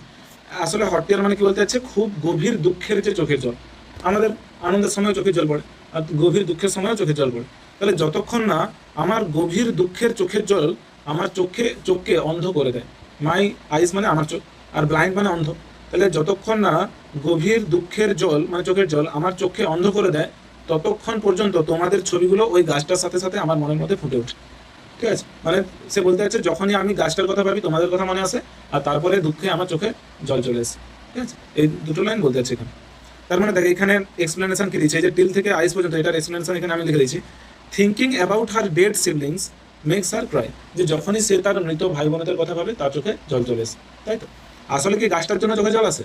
না, সে গাছটার কথা ভাবলে তার ভাই বোনের কথা মনে চলে আসে, আর তখনই তার চোখে জল চলে আসে, আর তার চোখে জল চলে গেলে সে অন্ধ হয়ে যায়। অন্ধ হয়ে যায় মানে কি বলতে চাচ্ছে, আমাদের চোখে যখন জল হয়ে যায় চোখটা ঝাপসা হয়ে যায়, তো সেটাই বলছে। হোয়াট ইজ দ্যাট ডার্চ লাইক মারমার, প্রত্যেকটা ওয়ার্ডের মানে দেখ। ডার্চ লাইক কথাটার মানে হচ্ছে আ ফিউনারেল সং এক্সপ্রেসিং সরো, মানে যখন কেউ মারা যায় তার ফিউনারেল যখন হয়, যখন তার পোড়ানো হয় তাকে, সেইখানে যেরকম ধরনের গান চলে, দুঃখের গান, ঠিক আছে, মানে স্যাড সং টাইপের, লাইক আ মর্নিং সং মানে একটা দুঃখের গান। মারমার মানে সফট উইসপারিং সাউন্ড, মানে আস্তে আস্তে বিড়বিড় করছে এরকম যে শব্দটা, দ্যাট আই হিয়ার, যেটা আমি শুনতে পাচ্ছি। যে বলছে এটা কোন শব্দ, যেটা ফিউনারেলের সময় মানে পোড়ানোর সময় বা কেউ মারা গেলে যেরকম ধরনের আস্তে আস্তে গান চলে সেরকম শব্দ। Like the sea breaking on the single beach, যেটা শুনতে এরকম লাগছে যে যেন সমুদ্রের ঢেউগুলো এসে কোথায় ধাক্কা মারছে, সিঙ্গেল বিচ কথাটা মানে হচ্ছে যে সেই সব সমুদ্র সৈকত যেখানে ছোট ছোট পাথর আছে, ঠিক আছে? দেখ এখানে বলছে সিঙ্গেল কথাটার মানে হচ্ছে অমসৃণ নুড়ি, অমসৃণ নুড়িকে সিঙ্গেল বলা হয়। আর বিচ মানে অমসৃণ নুড়ির দ্বারা যে সৈকত ভর্তি, সমুদ্র সৈকত ভর্তি, তাকে কি বলবো তাহলে? সিঙ্গেল বিচ, ঠিক আছে? এটার ইংলিশ কি? Beach covered with pebbles or small stone, মানে একটা বিচ সমুদ্র সৈকত যেটা পিসের দ্বারা ঢাকা আছে, কাভার মানে ঢাকা, ছোট ছোট পাথর এবং পেবলস মানে নুড়ি দিয়ে। তাহলে সেরকম সিঙ্গেল বিচ মানে পাথরযুক্ত সমুদ্র সৈকতে যখন জল এসে ধাক্কা মারে যেরকম শব্দ হয়, সেরকম আমি যেন একটা শব্দ বা গান শুনতে পাচ্ছি, ঠিক আছে? এটা কিসের শব্দ? সে নিজেকেই প্রশ্ন করছে, যে কোশ্চেন মার্ক আছে দেখতে পাচ্ছ, নিজেকে প্রশ্ন করছে যে এটা কিসের শব্দ। এটার ইংলিশটা আমি সহজ ইংলিশে এই দু লাইনে লিখে দিচ্ছি এখানে। What is that soft sound, ওই মিষ্টি মধুর বা হালকা আওয়াজটা কিসের? That seems like a funeral song, যেটাকে শোনাচ্ছে একটা মৃত্যুর গানের মতো। মৃত্যুর গান মানে যখন কেউ মারা যায় তখন যে গানটা চলে, ফিউনারেল সং বলে।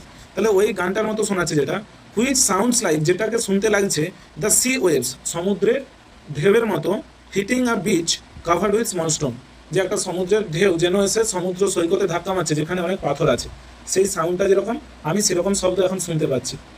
ওকে, এটা কিসের সাউন্ড?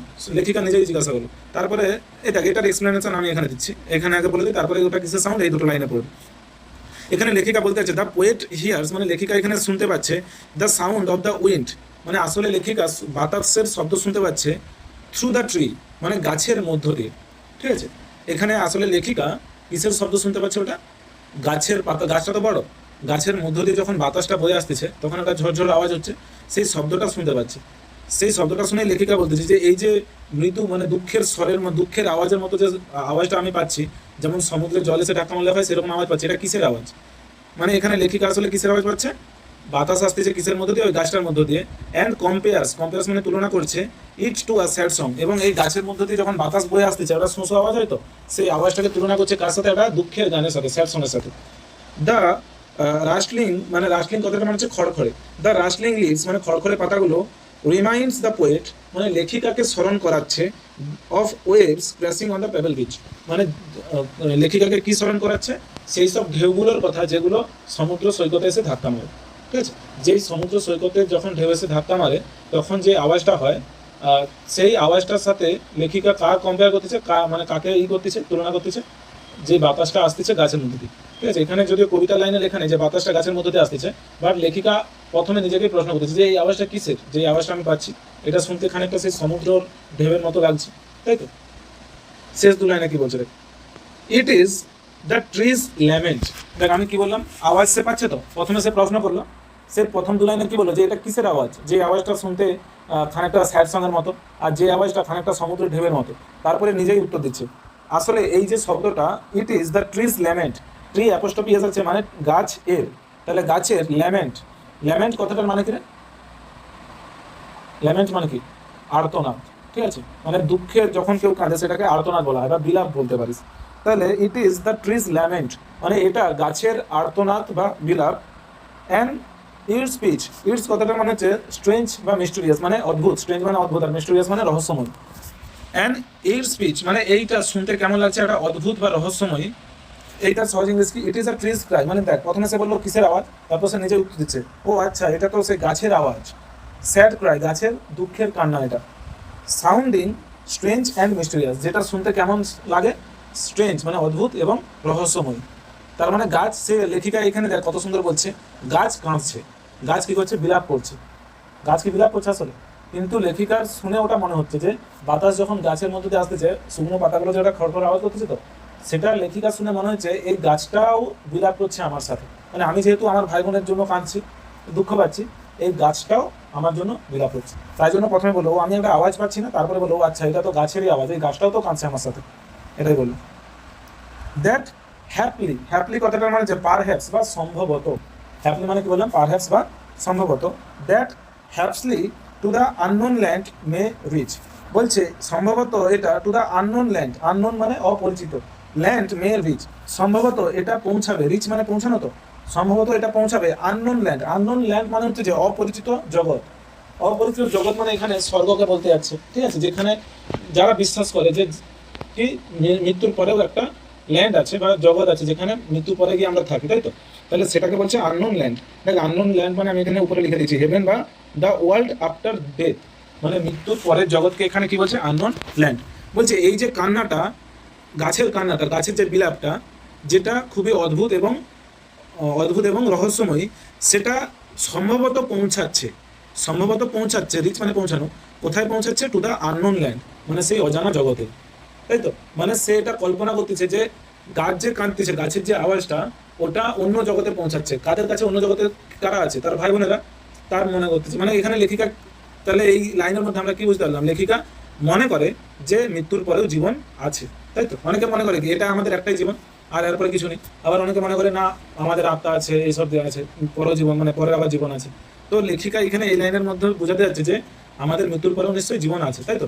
আর যদি থেকে থাকে তাহলে সম্ভবত এই যে গাছের কান্নার যে বিলাপের যে আওয়াজটা, যেটা খুবই রহস্যময়ী এবং অদ্ভুত, সেটা নিশ্চয়ই আমার ভাই বোনের কাছে পৌঁছাচ্ছে। তাহলে এই যে লাইনটার মাধ্যমে দেখ আমি সহজ ইংলিশ লিখে দিচ্ছি এটা, পারহ্যাপস দিস স্যাড মেসেজ, সম্ভবত এই দুঃখের যে মেসেজটা, বার্তাটা, কিসের বার্তা? গাছের যে কান্নাটা, reaches to the unknown world of the dead, মানে মৃতদের অজানা জগতে হয়তো পৌঁছাচ্ছে, তাই তো? এই দুটো লাইনের আমি এক্সপ্লেনেশন আমি এখানে লিখে দিচ্ছি। কি লিখেছি দেখ পর। সি ইমাজিনস, মানে এই দুটো লাইনে লেখিকা কল্পনা করতেছে, সি ইমাজিনস কল্পনা করছে সে, the tree grieving just like a human being, যে গাছটাও দুঃখ পাচ্ছে একটা মানুষের মতো করেই। গাছটাও একটা মানুষের মতো করেই দুঃখ পাচ্ছে। অ্যান্ড দিস সরোফুল ভয়েস, এবং এই দুঃখ ভরা যে গলার স্বর, সরোফুল মানে কি দুঃখ ভরা বা দুঃখিত, তাহলে দুঃখ ভরা যে গলার স্বর অফ দ্য ট্রি, গাছের, তাহলে গাছের এই যে ল্যামেন্ট বলছে না, মানে কি গাছের দুঃখ ভরা গলার স্বর মে রিচ মানে পৌঁছাতে পারে হার ডিপার্টেড লাভ ওয়ান্স, মানে তাকে ছেড়ে যাওয়া তার প্রিয় জনেদের কাছে। ডিপার্ট মানে কি ছেড়ে চলে যাওয়া, তাহলে তার ছেড়ে যাওয়া প্রিয় জনেদের কাছে এই গাছের দুঃখ ভরা সুরটা পৌঁছাতে পারে, হু আর নাও ইন হেভেন, যারা এখন স্বর্গে আছে। ওকে, তো দেখ তার মানে এখানে লেখিকা আসলে আশা করতেছে যে আমার ভাই বোনেরা হয়তো গাছের কান্নার শব্দ শুনতে পাচ্ছে। তার মানে কি সে এটা বোঝাতে চাচ্ছে যে ভাই বোনেদের সাথে যদি সে এখন কথা বলতে পারতো, সে লেখিকা এখন তাদের সাথে দেখা করে বলতো যে তোদের জন্য আমি কতটা এখন কষ্ট পাচ্ছি, তাই তো। তার কান্না মানে কি গাছের কান্না, লেখিকার কান্না মানে কি গাছের কান্না মানে কি লেখিকার কান্না, তো তাহলে গাছের শব্দটা, গাছের কান্নাটা যদি তার ভাই বোনেদের কাছে পৌঁছায়, তাহলে সেটা সে তার ভাই বোনকে কি বলতে যাচ্ছে, যে ভাই বোনের সাথে যদি তার দেখা হতো ইন কেস, তাহলে সে ভাই বোনকে কি বলতো, যে তোদের জন্য আমি কতটাই না কষ্ট পাচ্ছি। ওই জন্য সে আশা করছে যে হয়তো এই গাছের কান্নাটা তাদের কাছে পৌঁছাচ্ছে, আর যদি পৌঁছায় তাদের কাছে, তারা বুঝতে পারবে যে আমি তাদের জন্য কতটা কষ্ট পাচ্ছি। বুঝতে পারছো? আননোন, আননোন মানে অপরিচিত, ইয়েট ওয়েল নোন, তবুও খুবই পরিচিত। না, প্রথমে বললো অপরিচিত, তারপরে বললো তবুও খুবই পরিচিত। To the I of faith, দেখ আই অফ ফেথ, ফেথ মানে কি বিশ্বাস, তো মানে বিশ্বাসীদের চোখে বলতে যাচ্ছে। তোরা আগে বল, তোরা কে কে হচ্ছে যে আমাদের মৃত্যুর পরেও জীবন আছে, তোরা এটা কে কে বিশ্বাস কর? যে যদিও আমাদের কাছে এটা অজানা, ঠিক আছে, যদিও আমাদের কাছে আমরা কি স্বর্গ হিসাবে কিছু জানি, যে স্বর্গ কিরকম হয় এসব জানি, ইয়েট ওয়েল নোন, তবুও এটা খুবই পরিচিত। ওয়েল নোন মানে কি তবুও এটা খুবই পরিচিত। To the I of faith মানে বিশ্বাসীদের চোখে, যারা বিশ্বাস করে যে স্বর্গ বলে কোনো জিনিস আছে, মৃত্যুর পরে কোনো জগৎ আছে, তাদের কাছে এটা অজানা হলেও খুবই পরিচিত। মানে আমরা তো জানি না স্বর্গ কেমন, তবুও যারা বিশ্বাস করে তারা তো বিশ্বাস করে, তো এটাই বলছি। দেখ এইখানে আসলে লেখিকা কি বলতে চাচ্ছে, দ্য প্লেস ইজ আননোন মানে স্বর্গটা কি অজানা। সে আগের দু লাইনে কি বললো, যে এই গাছের কান্নার শব্দটা নিশ্চয়ই স্বর্গে পৌঁছায় আমার প্রিয়জনদের কাছে, এটাই বলছিল তো। তার মানে তারপরে কি বলতেছে, যদিও ওই স্বর্গ বলে জিনিসটা অপরিচিত, কিন্তু যারা বিশ্বাস করে তাদের কাছে জানা, মানে লেখিকা বিশ্বাস করে, ঠিক আছে, স্বর্গ বলে কোনো জিনিস আছে। এটার মানে আমি ইংলিশটা কি লিখে দিচ্ছি, দেখ সহজ English, the place is unknown, ওই জগৎটা হচ্ছে অজানা, but it is clearly seen, কিন্তু এটাকে পরিষ্কারভাবে দেখা যায়, by those who have faith, by those মানে তাদের দ্বারা, যারা, যাদের বিশ্বাস আছে, ফেথ মানে কি বিশ্বাস, তাহলে যাদের বিশ্বাস আছে যে মৃত্যুর পরেও লাইফ আছে, তাদের কাছে এটা ক্লিয়ারলি ভিজিবল মানে পরিষ্কারভাবে দৃশ্যমান, ঠিক আছে, যদিও জায়গাটা কেমন সেটা আমরা জানি না, মানে লেখিকা বিশ্বাস করেন যে স্বর্গ বলে জিনিস আছে। তার এটার এক্সপ্লেনেশন আমি লিখে দিয়েছি দেখ, although no one knows exactly where the souls of the dead go, যদিও কেউই জানে না এক্স্যাক্টলি মানে সঠিকভাবে কেউই জানে না যে মৃত্যুর পরে আমাদের আত্মা কোথায় যায়, মৃত্যুর পরে আমাদের আত্মা কোথায় যায় সেটা কেউই সঠিকভাবে জানে না। ইয়েট মানে তবুও it is well known to those people, এটা খুবই পরিচিত সেই সব মানুষদের কাছে, মানে এই স্বর্গ জিনিসটা পরিচিত সেই সব মানুষের কাছে, who can believe in that place, যারা এই জায়গাটার বিষয়ে বিশ্বাস করতে পারে, যে যারা বিশ্বাস করে যে স্বর্গ বলে কোনো জিনিস আছে, তাদের কাছে খুবই পরিচিত। তোকে সব ডেসক্রিপশন বলে দেবে, ঠিক আছে, যে এখানে একটা ঠাকুরের কড়া থাকে, যেখানে তেল আছে সেখান থেকে ভাজা হবে, ঠিক আছে, এইসব বলে দেয়, তাই তো। যদিও সে জানেনি সত্যিকারে কি আছে, তবুও যারা বিশ্বাস করে তাদের কাছে তো পরিচিত জায়গাটা। ট্রু ফেথ মানে কিসের দ্বারা তাদের কাছে পরিচিত, তাদের বিশ্বাসের দ্বারা পরিচিত, তারা এরকম না যে তারা দেখছে বা দেখেছে। হেন্স সুতরাং মানে এই লাইনটার মাধ্যমে আমরা কি বুঝতে পারলাম, সুতরাং she has believe in life after death, মানে মৃত্যুর পরে জীবন সম্পর্কে তার বিশ্বাস আছে, লেখিকার বিশ্বাস আছে। ওই জন্য সে বলতেছে যে আমাদের, প্রথমে তো বললো যে আমার প্রিয়জনের কাছে এই কান্নার শব্দ পৌঁছাবে, তারপরে কেউ হয়তো যদি তাকে প্রশ্ন করে যে স্বর্গ বলে কি কোনো জিনিস আছে, তো তার উত্তরটা লেখিকা নিজেই এই লাইনে দিয়ে দিল, যে হ্যাঁ আছে, যারা বিশ্বাস করে তাদের কাছে আছে। তারপরে দু লাইনে কি বলছে দেখ,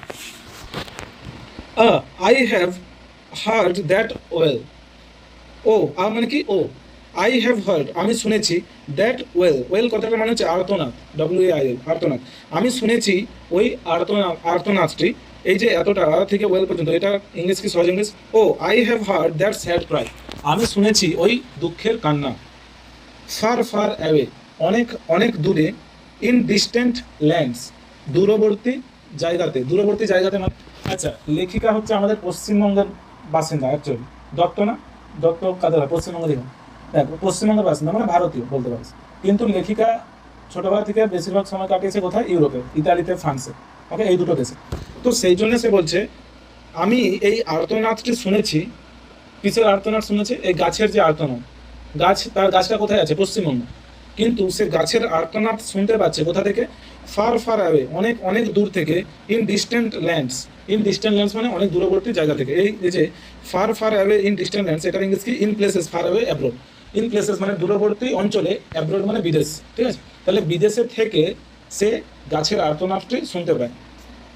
বাই মেনি আ শেল্টার্ড বে, কোথায় শুনতে পায়? বাই, বাই মানে পাশে, দাঁড়ানো, পাশে। মেনি আ শেল্টার্ড বে, দেখ শেল্টার্ড কথাটার মানে হচ্ছে পিসফুল, পিসফুল মানে কি? শান্ত, শান্তিময়, ঠিক আছে?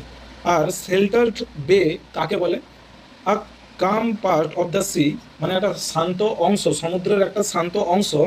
প্রোটেক্টেড ফ্রম স্ট্রং উইন্ডস, যেখানে তীব্র বাতাস আসে না। তাহলে একটা শান্ত জায়গা, সমুদ্রের একটা শান্ত অংশ যেখানে তীব্র বাতাস বয় না, সেই জায়গাটাকে কি বলা হয়? শেল্টার্ড বে। মানে সমুদ্রের সেই অংশ যেখানে বিশাল ঢেউটেও ওঠে না, শান্ত জায়গা, সেটাকে কি বলা হয় তাহলে? শেল্টার্ড বে।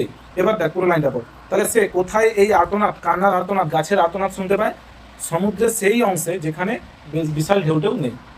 এটার মানে তোরা ঠিকঠাক বুঝতে পারলেন যে কি বলতে যাচ্ছে ব্যাপারটা? আসলে এখানে বলতে যাচ্ছে যে আমি যখন ইউরোপে থাকি, অর্থাৎ ফ্রান্সে এবং ইতালিতে থাকি, সেখানে সমুদ্রের ধারে যখন হালকা ঢেউ, মৃদু ঢেউ, আচ্ছা বিশাল যখন ঢেউ হবে তখন কি সেই শব্দটা শুনতে ভালো লাগে? না হালকা হালকা ঢেউ হবে সেইটা শুনতে ভালো লাগে, শান্ত জায়গা, হালকা অবশ্যই। আর হালকা ঢেউ মানে কি? আচ্ছা যখন বিশাল ঢেউ হবে সেটা কি হচ্ছে? যেন রাগী ভাব, তাই? আর যখন হালকা হালকা ঢেউ হবে সেটা যেন একটা দুঃখ ভাব, স্যাড সং টাইপের। তাহলে যখন হচ্ছে লেখিকা ইউরোপে থাকেন, মানে থাকেন, সেখানে থেকে সমুদ্রের ধারে হালকা ঢেউ শুনতে পায়। কোন জায়গার হালকা ঢেউ? যেখানে বিশাল তীব্র বাতাস বয় না, সেই জায়গাতে যখন সমুদ্রের হালকা শব্দ শুনতে পায়, সেই হালকা শব্দ শুনে লেখিকার কার কথা মনে পড়ে? ওই গাছটির কথা মনে পড়ে, ঠিক আছে? গাছটাতে হাওয়া দিলে আর্তনাদ করে তো গাছটি, সেই গাছটির আর্তনাদের কথা তাকে দেখে মনে পড়ে। বা কোন শব্দ শুনে লেখিকার মনে পড়ে যায়? সমুদ্রের শব্দ। মানে ইউরোপে সমুদ্রের শব্দ শুনে তার বাংলাতে থাকা মানে পশ্চিমবঙ্গে থাকা গাছ, সে তার ক্যাজুরিনা গাছের যে আর্তনাদ, তার কথা তার মনে পড়ে যায়। আর গাছের আর্তনাদ মনে পড়া মানেই তার ভাই বোনের কথা মনে পড়ে যায়। বুঝতে পারছো তো? ইন্টারকানেক্ট করতেছে আর কি এটা। দেখ এই যে দুটো লাইন আছে না, এই দুটো লাইনের এক্সপ্লেনেশন আমি এখানে লিখে দিয়েছি, এটা ভালো করে পড়। বলছে even in far off foreign lands, এমনকি বিদেশের দূরবর্তী ভূমিতে, মানে বিদেশের ভূমিতে মানে ইতালি আর ফ্রান্সের ভূমিতে যেখানে লেখিকা থাকেন, near near many quiet bays মানে অনেক শান্ত সমুদ্রের ধারে, সি হার্ট সে শুনতে পায়, পেজ পায়, দ্য সেম সরোফুল সাউন্ড ওই একই রকম দুঃখের আওয়াজ। তাহলে সমুদ্রের ধারে যখন ঢেউ হালকা হালকা করে বয়ে, তখন সে ওই একই দুঃখের আওয়াজ শুনতে পায়, ঠিক আছে? কার দুঃখের আওয়াজ শুনতে পায়? ওই গাছের। দ্যাট সাউন্ড, ওই সমুদ্রের যে শব্দটা, রিমাইন্ডেড হার, তাকে স্মরণ করায়। রিমাইন্ড মানে বলছিলাম স্মরণ করানো, তাহলে ওই গাছের সমুদ্রের শব্দটা তাকে স্মরণ করায় অফ দ্য ক্যাজুরিনা ট্রি, ওই ক্যাজুরিনা গাছের কথা। ক্যাজুরিনা গাছে যখন বাতাস দিলে যেরকম আওয়াজ হয়, সেই আওয়াজটা কার সাথে লেখিকা কম্পেয়ার করতেছে, তুলনা করতেছে বা মিল খাওয়াচ্ছে? সমুদ্রের আওয়াজের সাথে। অ্যাট হোম মানে যেটা বাড়িতে আছে, and brought back the loving memories of her dead siblings, এবং আবার ফিরিয়ে আনে। ব্রিং ব্যাক মানে কি? ফিরিয়ে আনে। তাহলে ব্রট ব্যাক মানে এবং ফিরিয়ে আনতো the loving memories. Loving memories মানে সুন্দর সেই স্মৃতিগুলো, অফ হার ডেড সিবলিংস মানে তার মৃত ভাই বোনেদের। তাহলে যখনই সে সমুদ্রের ধারে গিয়ে, ইউরোপে সমুদ্রের ধারে গিয়ে আওয়াজ শুনতে পেতো, সমুদ্রের আওয়াজ মানে ঢেউয়ের আওয়াজ, তখনই হচ্ছে যে তার গাছের আওয়াজের কথা মনে পড়তো। আর গাছের আওয়াজের কথা মনে পড়া মানেই তার আবার সেই পুরনো স্মৃতিতে ভাই বোনেদের কথা মনে পড়ে যেত, ঠিক আছে? যেমন আমাদের জন্য কি হতে পারে, আমি এখানে তাকে লিখে দিচ্ছি। আমাদের ক্ষেত্রে কি হতে পারে? কোনো এটা গন্ধ হতে পারে, যেমন তুই কোনো একটা গন্ধ পেলে নাকে, তোর অন্য কোনো একটা স্মৃতি মনে চলে এসে, তাই তো? কোনো সাউন্ড হতে পারে, কোনো শব্দ হতে পারে, কারো গলার শব্দ হয়তো অন্য কোনো ব্যক্তির শব্দের মতো হালকা মিল আছে, তোর ওর গলার শব্দটা শুনলেই তার কথা মনে পড়ে যায়। কিংবা এটা কোনো টেস্ট হতে পারে, খাবারের টেস্ট হতে পারে, যে একটা রান্না করছে কেউ, আমার খেয়ে সেটা মনে হলো আমার মায়ের হাতের রান্নাটাও এরকমই ছিল, তাই তো? তাহলে আমার মায়ের কথা মনে পড়ে গেল না, টেস্ট। তাহলে আমাদের ক্ষেত্রে ওটা টেস্ট হতে পারে, সাউন্ড হতে পারে, কোনো গন্ধ হতে পারে। সেরকম লেখিকার ক্ষেত্রে এটা কি? এটা একটা শব্দ, তাই তো? এটা কোনো মানে ওই শব্দ, ওই রকম হালকা শব্দ শুনতে পেলেই লেখিকার তার ভাই বোনেদের কথা মনে পড়ে যায়। যে গাছটার কথা মনে পড়ে, আর গাছটার কথা মনে পড়া মানে তার ভাই বোনের কথা মনে চলে এসে। এটা দেখ সে এখানে আমাদেরকে কি বললো যে আমার ওই শব্দটা শুনলেই ওরকম ধরনের শব্দ শুনলেই আমার ভাই বোনের কথা মনে চলেছে, এটাই তো বললো। এবার সে কখন মনে পড়ে যায়, মানে কোন ধরনের সিচুয়েশানে, সেগুলো সে পরপর এই চারটা লাইনে বলতেছে। দেখ, when slumbered in his cave the water wraith, ঠিক আছে। দেখ, স্লাম্বার্ড কথাটা মানে হচ্ছে অ্যাসলিপ, মানে ঘুমন্ত, ইন হিজ কেভ মানে তার গুহায়, the water red, water red কথাটার মানে হচ্ছে an imaginary water spirit or ghost, মানে একটা কাল্পনিক দস্যু নয়, জলের আত্মা বলতে পারিস, ঠিক আছে। মানে জলে থাকে এরকম একটা আত্মা বা ভূত কে কি বলছে এখানে, ওয়াটার রেড। আচ্ছা, জলে যখন আত্মা থাকবে, এখানে বলতেছে কি সমুদ্রের আত্মা আর কি, সামুদ্রিক আত্মা। যখন সমুদ্রের মধ্যে আত্মা বা ভূত থাকবে তখন সেটা কীরকম হবে, মানে সমুদ্রটা কীরকম হবে, উত্তাল হবে, তো উত্তাল মানে চারিদিকে শব্দ হচ্ছে এরকম। তাহলে এই জন্য এখানে বলছে কখন তার এই রকম শব্দ সে শুনতে পায় এবং ভাই বোনের কথা মনে পড়ে যায়, যখন হচ্ছে জলের মধ্যে ওই আত্মা ঘুমায়, ঠিক আছে, ওই আত্মা জেগে থাকেনি, তখন হচ্ছে এটার ইজি ইংলিশ এখানে লিখে দিচ্ছি, হোয়েন দ্য ওয়াটার স্পিরিট, মানে যখন জলের আত্মা was sleeping in it's cave, যখন জলের আত্মা তার নিজের গুহাতে ঘুমায়, অর্থাৎ কি জলটা শান্ত, তো তখন জলের আওয়াজটা হালকা হালকা মৃদু হয়, তখন তার ভাই বোনের কথা মনে পড়ে যায়। অর্থাৎ সে কী বলতে চাচ্ছে, she describes the peaceful night, সে এইটার মাধ্যমে কি বলতে চাচ্ছে যে কখন আমার ভাই বোনের কথা মনে পড়ে যায়, যখন রাত্রিটা হয় খুবই পিসফুল, শান্তিময়। আসলে তো জলে আত্মা বলে কোনো জিনিস নেই, সে এটা মানে কি বলবো মেটাফর টাইপের দিয়েছে, ঠিক আছে। মেটাফর করতেছে যে যখন জলের আত্মা ঘুমায়, জলের আত্মা ঘুমায় মানে কি যখন জল শান্ত থাকে, অর্থাৎ রাত্রিটা কীরকম হয়, peaceful. By imagining the mystical water spirit acid, মানে সে এটা কীভাবে ডেসক্রাইব করছে যে মিস্ট্রিক্যাল মানে মিথিক্যাল, মিথিক্যাল মানে কি, দেখ mythical water spirit acid, mythical মানে কি কাল্পনিক, ঠিক আছে। কাল্পনিক জলের যে আত্মা সে যখন ঘুমায়, মানে লেখিকা এটা এমনি বলছে যে কাল্পনিক জলের আত্মা যখন ঘুমায় তখন সমুদ্র কীরকম থাকে, রাত্রিটা কীরকম থাকে, সমুদ্রের ধারে রাত্রিটা খুবই শান্ত, তাই তো। তোরা সমুদ্রের ধারে যারা গিয়েছিস তারা সন্ধ্যেবেলায় বা রাত্রেবেলায় এরকম সমুদ্রের ধারে একা একা দাঁড়িয়েছিলি যখন আশেপাশে কোনো মানুষের শব্দ শুনতে পাওয়া যাচ্ছে না, কোনো গাড়ির শব্দ নেই, শুধু সমুদ্রের শব্দ, আর একা দাঁড়িয়ে আছে সমুদ্রের ধারে, এরকম সিচুয়েশন। তাহলে সে এরকম করে বলতে আছে যখন জলদস্যু ঘুমায় তখন সমুদ্রটা যেহেতু পুরো শান্ত থাকে সমুদ্রের ধারে রাত্রিটা, তখন তার কার কথা মনে পড়ে, তার ভাই বোনের কথা মনে পড়ে যায়। And the waves gently kissed the classic শোর, এবং যখন দ্য ওয়েভস মানে ঢেউগুলো জেন্টলি মানে কি নম্রভাবে ভদ্রভাবে, কিস্ট মানে ছুঁয়ে যাওয়া, ঠিক আছে, যখন হচ্ছে ঢেউগুলো ছুঁয়ে যায় দ্য ক্লাসিক সোর্স কথাটা মানে হচ্ছে ফ্রান্স আর ইতালির যে সমুদ্রের যে তীরগুলো আছে না তাকে ক্লাসিক সোর বলে। তাহলে ফ্রান্স আর ইতালির যে সমুদ্রের যে তীর আছে সেখানে যখন ঢেউগুলো নম্র ভদ্রভাবে ছুঁয়ে যায় তখন হচ্ছে তার ভাই বোনের কথা মনে পড়ে ওই আওয়াজটা শুনে। তাহলে এইটা are of France or Italy, the classic shore of France or Italy, কোথাকার ক্লাসিক সোর, ফ্রান্সের আর ইতালির। বিনিথ দ্য মুন, বিনিথ মানে নিচে, দ্য মুন মানে চাঁদ, তাহলে চাঁদের নিচে ফ্রান্স এবং ইতালির সমুদ্রের তীরে যখন ঢেউগুলো নম্রভাবে এসে সমুদ্রের তীরকে ছুঁয়ে যায় তখন আমাদের ওই আওয়াজটা, যেই আওয়াজটা পাই তখন ওই আওয়াজ শুনে গাছের কথা মনে পড়ে, আর গাছের কথা মনে পড়া মানে ভাই বোনের কথা মনে পড়ে, ঠিক আছে। তোরা জাস্ট একটু সিনটা ইমাজিন করে দেয় যে সমুদ্রের ধারে তুই দাঁড়িয়ে আছো, ঠিক আছে, চাঁদের আলো পুরো পরিষ্কার, অনেক দূরবর্তী পর্যন্ত সমুদ্রকে দেখা যাচ্ছে হালকা করে, আর হচ্ছে যে পুরো শান্ত বাতাস, মানে বিশাল যে ঝড় বৃষ্টি হচ্ছে এরকম মনে, একটা কবিতা লিখতে মনে হবে, তাই তো। তাহলে এখানে কি বলছে, and the waves softly touched, এখানে এটার এই যে দুটো লাইন আছে না, অ্যান্ড থেকে শুরু করে মন পর্যন্ত, এই দুটো লাইনের সহজ ইংলিশ আমি এখানে লিখে দিচ্ছি। And the waves softly touched মানে ঢেউগুলো মৃদুভাবে টাচ করে বা ছুঁয়ে যায় the famous coast of France or Italy, মানে ফ্রান্স এবং ইতালির বিখ্যাত সেই সমুদ্র সৈকতকে।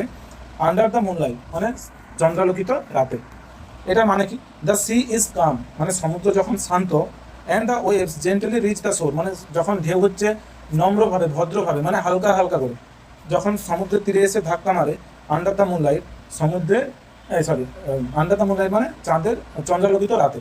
তাহলে চন্দ্রালোকিত রাতে যখন সমুদ্রের ঢেউ হালকা হালকা করে এসে সমুদ্রের তীরে ধাক্কা মারে বা ছুঁয়ে যায়, সেই শব্দটা তাকে মনে করায় তার ছোটবেলার ভাই বোনের কথা, ঠিক আছে। সে এইখানে এই লাইনটা বলছে, ওয়েন দ্য আর্ক লে ট্রেন্সড, আসলে দেখ প্রথমে আমাদেরকে কি বলছিল যে এইসব এরকম ধরনের শব্দ শুনলেই আমার ভাই বোনের কথা মনে পড়ে যায়, তো তারপরে এই যে চারটা লাইনে দেখতেছি এই চারটা লাইনে সে কোন কোন সিচুয়েশনে সে ওই শব্দটা পায় সেটা বলতেছে, ঠিক আছে, কোন কোন সিচুয়েশনে ওই শব্দ পায়, যখন সমুদ্র শান্ত থাকে, যখন তারপরে বললো সমুদ্রের ঢেউ এসে হালকা করে ফ্রান্স এবং ইতালির তীরে এসে ধাক্কা মারে, ঠিক আছে, তখন আওয়াজটা মৃদু হয়, তো তখন গাছের কথা মনে পড়ে যায়। আবার আরেকটা বলছে কি, ওয়েন আর্থ লে ট্রেন্সড, যখন পৃথিবী শুয়ে থাকে বা পড়ে থাকে বা থাকে, ট্রেন্সড, ট্রেন্সড কথাটার মানে হচ্ছে উইথাউট কনসিয়াসনেস, উইথাউট, আচ্ছা কনসিয়াসনেস কাকে বলে জানিস? কনসিয়াসনেস মানে ধারণা, জ্ঞান, জ্ঞান যেটাকে বলে। কনসিয়াসনেস মানে কি? জ্ঞান। অজ্ঞান মানে কি? যার কনসিয়াসনেস আর নেই তাকে অজ্ঞান বল। ওকে, তাহলে উইথাউট কনসিয়াসনেস মানে কি? অজ্ঞান বলতে পারিস বাংলায়, যেটাকে আমাদের মানে হার্ট অ্যাটাক হলে কেউ অজ্ঞান হয়েছে বলে তো, তাহলে এটা উইথাউট কনসিয়াসনেস, অজ্ঞান। তাহলে বলছে ওয়েন আর্থ লে ট্রেন্সড, মানে যখন পৃথিবী অজ্ঞান হয়ে পড়ে থাকে। পৃথিবী অজ্ঞান হয়ে পড়ে থাকে মানে পৃথিবীর যেন কোনো জ্ঞান নেই, পৃথিবীতে সব কাজকর্ম থেমে গেছে, সব কিছু স্থির মনে হয়, সব কিছু, কোনো যানবাহন নেই, কোনো পশু পাখি ডাক পাওয়া যাচ্ছে না। তাহলে এই সময়কে আমরা কি বলতে পারি? যে পৃথিবী যেন থেমে গেছে। তো তাহলে পৃথিবীর যখন জ্ঞান হারিয়ে যায়, ইন আ ড্রিমলেস স্পুন, ড্রিমলেস স্পুন মানে স্বপ্নহীন স্পুন। আচ্ছা, আমরা স্বপ্ন দেখলে কি আমাদের ওটাকে ভালো ঘুম, মানে যখন আমরা স্বপ্ন দেখি ওটাকে কি পুরো স্থির ঘুম বলা হবে? স্বপ্ন দেখতেছি মানে কি আমাদের ব্রেন কাজ করতেছে তো, কিন্তু স্বপ্ন যখন দেখিনি তখন তো আমাদের ব্রেন পুরো স্থির থাকে। তো সেটাই বলছে যে যখন পৃথিবী কোনো স্বপ্ন দেখেনি, মানে ড্রিমলেস মানে কি? কোনো স্বপ্ন দেখতেছেন, মানে পৃথিবীর কোনো নড়াচড়া নেই, পৃথিবীতে সমস্ত কিছু কি আছে? স্থির আছে। সেই রকম সময়েও আমি আমার ভাই বোনেদের কথা আমার মনে পড়েছে। এটার ইজি ইংলিশ এখানে লিখে দিচ্ছি, when the whole world seemed completely asleep and still, যখন গোটা পৃথিবীকে পুরোপুরিভাবে ঘুমন্ত মনে হয় এবং স্থির মনে হয়, তখন তার কার কথা মনে পড়ে? তার ভাইদের কথা মনে পড়ে। এই লাইনটার এক্সপ্লেনেশন এখানে আমি লিখে দিচ্ছি যে এভরিথিং অ্যারাউন্ড হার, মানে সমস্ত কিছু, তার চারিপাশের সমস্ত কিছু, ওয়াজ সাইলেন্ট অ্যান্ড পিসফুল, মানে তার চারিপাশে, এই যে বলছে না পৃথিবী যখন শান্ত, এটার মানে কি? পৃথিবী কাকে বলছে এখানে? তার চারিপাশের জগৎকে, যে সে যেখানে দাঁড়িয়ে আছে তার চারিপাশের এলাকা যখন পুরো শান্ত এবং স্থির, তখন তার কথা মনে পড়ে, তাদের ভাই বোনদের কথা মনে পড়ে। তাহলে শেষ চারটা লাইনে আমাদেরকে কন্ডিশন বলবো যে কখন আমার এরকম আমার দুঃখ হয়, আমার ভাই বোনের কথা মনে পড়ে, চোখে জল আসে, কখন হয়? যখন আমি সমুদ্রের ধারে গিয়ে দাঁড়াই, সমুদ্র, শান্ত বাতাস, যখন হচ্ছে পৃথিবী পুরো চুপ করে যায়, মানে পৃথিবী, আমার চারিপাশের যে এলাকাটা পুরো যখন স্থির হয়ে যায়, মানে কোনো যানবাহনের আওয়াজ নেই, কিছুর আওয়াজ নেই, তখন আমার সেই কথাগুলো মনে পড়ে যায়। ঠিক আছে, এই যে দুটো লাইনকে একসাথে পড়তে হবে, ঠিক আছে? কারণ কি, এই যে বিফোর থেকে মাইন্ড ইনার ভিশন, এটা একই লাইন। ওকে, যেমন আমরা ইউলিসিস কবিতায় পড়ছিলাম তো, একটা সেন্টেন্স আসলে দুটো লাইনে আছে, তাই তো? একটা সেন্টেন্স তিনটা লাইন জুড়ে আছে, উপরে হাফ এরকম করে পড়ছিলাম, তো এই তো এখানেও সেরকম আছে।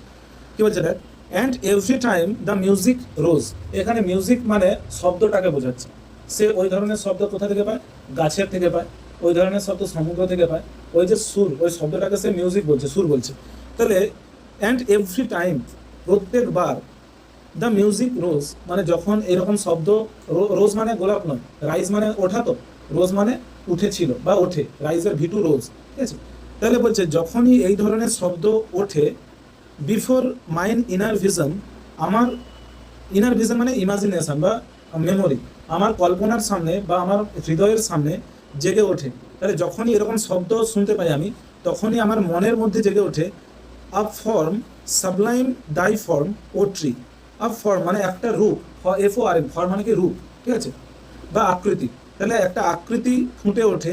সাবলাইম কথাটা মানে হচ্ছে গ্রেট, গ্লোরিয়াস বা ম্যাগনিফিসিয়েন্ট, মানে অত্যন্ত ভালো, ঠিক আছে, অত্যন্ত মাধুর্যপূর্ণ, সাবলাইম ইংলিশ। তাহলে বলছে অত্যন্ত মাধুর্যপূর্ণ তোমার যে রূপ, সেটা আমার মনের ভেতরে ফুটে ওঠে। কোনো পুরুষকে বলছে না, কাকে বলছে? গাছকে বলছে, যে যখনই আমি এই ধরনের শব্দ শুনতে পাই, হোয়েনেভার দ্য সুইট সাউন্ড রোজ, মানে যখনই এই ধরনের শব্দ আমার কানের কাছে আসে বা আমি শুনতে পাই, before mind inner vision, before মানে সামনে, আমার সামনে বা আমার মনের সামনে বা আমার মনের মধ্যে, রোজ মানে ফুটে ওঠে বা গড়ে ওঠে, a form sublime thy form, মানে তোমার অত্যন্ত মাধুর্যপূর্ণ একটি রূপ। কার অত্যন্ত মাধুর্যপূর্ণ রূপ ফুটে ওঠে? গাছের। ও ট্রি, তারপর বলছে ও গাছ আমার, এবং বলে তো ও বাবা তুমি আমার কাছে এত প্রিয়, তাহলে ও বাবা কমা দিয়ে বলে তো, এটাকে সম্বোধন কারক বল বাংলায়, তাই তো? দেখ এখানে বলছে ও গাছ, যখনই এরকম ধরনের শব্দ আমার কানের সামনে আসে, তখনই আমার মনের মধ্যে তোমার সেই মহান বা অত্যন্ত মাধুর্যপূর্ণ ছবি আমার মনের সামনে ফুটে ওঠে।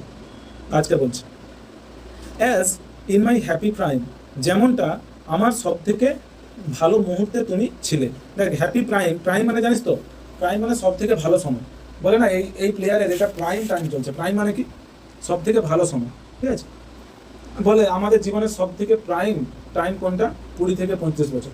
যে 20 থেকে 35 বছর, এই 15 বছর জীবনের সব থেকে ভালো সময়, কারণ ওই সময় তুই মানে নিজের শরীরের মধ্যে এনার্জি আছে, নিজের ইচ্ছা আছে, দৃঢ় শক্তি, মোটিভেশন আছে, কাজ করার ক্ষমতা আছে, সব কিছু আছে। তো এই সময়টা সব থেকে ভালো সময়, ঠিক আছে। আমাদের মনও স্ট্রং থাকে, আর কম বয়সেও আমাদের জ্ঞান থাকেন, আর বেশি বয়স হয়ে গেলে জ্ঞান বেড়ে যায় কিন্তু শরীর আর টানে না, তাই তো। তাহলে সব থেকে ভালো সময় ইয়াং এজ। তো সেরকমই বলছে আমার ইয়াং, তাহলে প্রাইম মানে বোঝাতে পারছি তো, মানে সব থেকে ভালোটাকে বোঝাচ্ছে। আর হ্যাপি প্রাইম মানে কি, তাহলে খুশির সব থেকে ভালো সময়। যে যেমনটা খুশির সব থেকে ভালো সময়ে আই স দি, আমি তোমাকে দেখেছিলাম। আচ্ছা, তার সব থেকে খুশির ভালো সময় কোনটা? ছোটবেলায় যখন সে তার ভাই বোনদের সাথে গাছের নিচে খেলতো, সেটা তার সব থেকে খুশির সময়। দেখ, এই যে হ্যাপি প্রাইম মানে আমি ইংলিশটা লিখে দিচ্ছি, the happiest or best period of life, মানে জীবনের সব থেকে ভালো পিরিয়ড, মানে কি বলবো, সময়কাল। তার জীবনের সব থেকে ভালো সময়কাল কালে আই স ইউ, আমি তোমাকে দেখেছিলাম, in my own loved native clime. Client মানে কি, নেটিভ কান্ট্রি অর হোমল্যান্ড। সে এখন কোথায় আছে? ইউরোপে আছে। সে ইউরোপে বসে কবিতাটা লিখতেছে। তাহলে সে বলতেছে যে আমি যখনই এই ধরনের শব্দ শুনতে পাই, আমার মনের সামনে বা আমার মনের মধ্যে তোমার সেই মাধুর্যপূর্ণ ছবিটা ফুটে ওঠে। কীরকম, কোন সময়কার ছবিটা ফুটে ওঠে?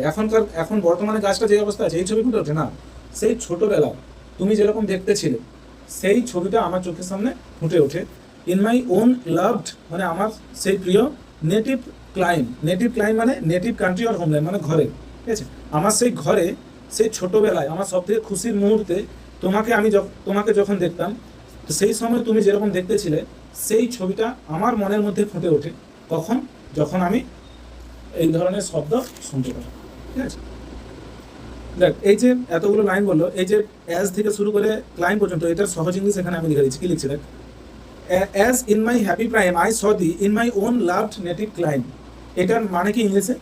অ্যাজ আই স ইউ, যেমনটা আমি তোমাকে দেখেছিলাম, during my best period of life, আমার জীবনের সব থেকে ভালো সময়ে, ইন মাই বিলাভড হোমল্যান্ড, আমার প্রিয় ঘরে, মানে আমার সেই হোমল্যান্ড মানে ঘরের স্থান, আমার সেই ঘরের কাছে আমার সব থেকে খুশির মুহূর্তে তোমাকে যেমনটা আমি দেখেছিলাম, সেই ছবিটা আমার মনের মধ্যে ফুটে ওঠে।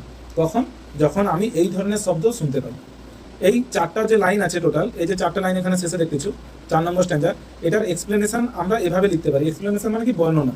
কি, ওয়েন এভার সি হার্ড মানে যখনই সে শুনতে পায়, হিয়ার মানে কি শোনা, হার্ড মানে শুনতে পায়, তাহলে যখনই সে শুনতে পায় দ্যাট ফ্যামিলিয়ার সাউন্ড, ওই একই ধরনের শব্দ, the casuarina tree appeared in her mind, ওই ক্যাজুয়ারিনা গাছটি তার মনের মধ্যে ফুটে ওঠে।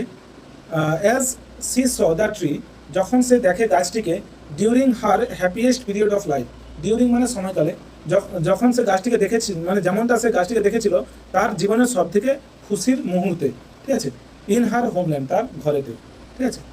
দ্যাট মিনস, এটার অর্থ হলো যে this sounds remind her childhood enjoyment with her siblings, এই শব্দগুলো তাকে স্মরণ করায়, কি স্মরণ করায়? হার চাইল্ডহুড, তার শৈশবকাল, এনজয়মেন্ট, আচ্ছা, হার চাইল্ডহুড এনজয়মেন্ট, তার শৈশবকালের আনন্দগুলো, উইথ হার সিবলিংস, তার ভাই বোনেদের সাথে। তার মানে এই গাছগুলো, এই শব্দগুলো তাকে মনে করায় তার ভাই বোনেদের সাথে কাটানো তার শৈশবকালের স্মৃতিগুলো।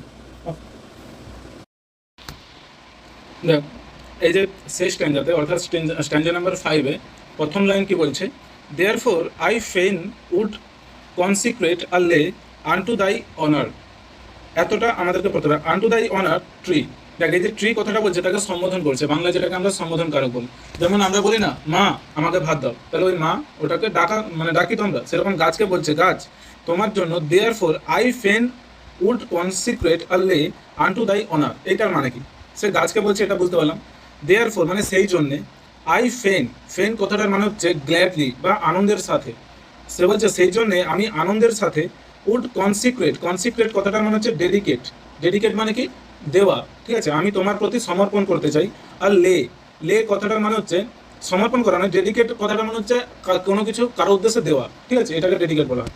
যে বলে না, সে তার মার জন্য এই গোলটা ডেডিকেট করে দিল, বা এই সিনেমাটা এর জন্য ডেডিকেট করলো, এরকম।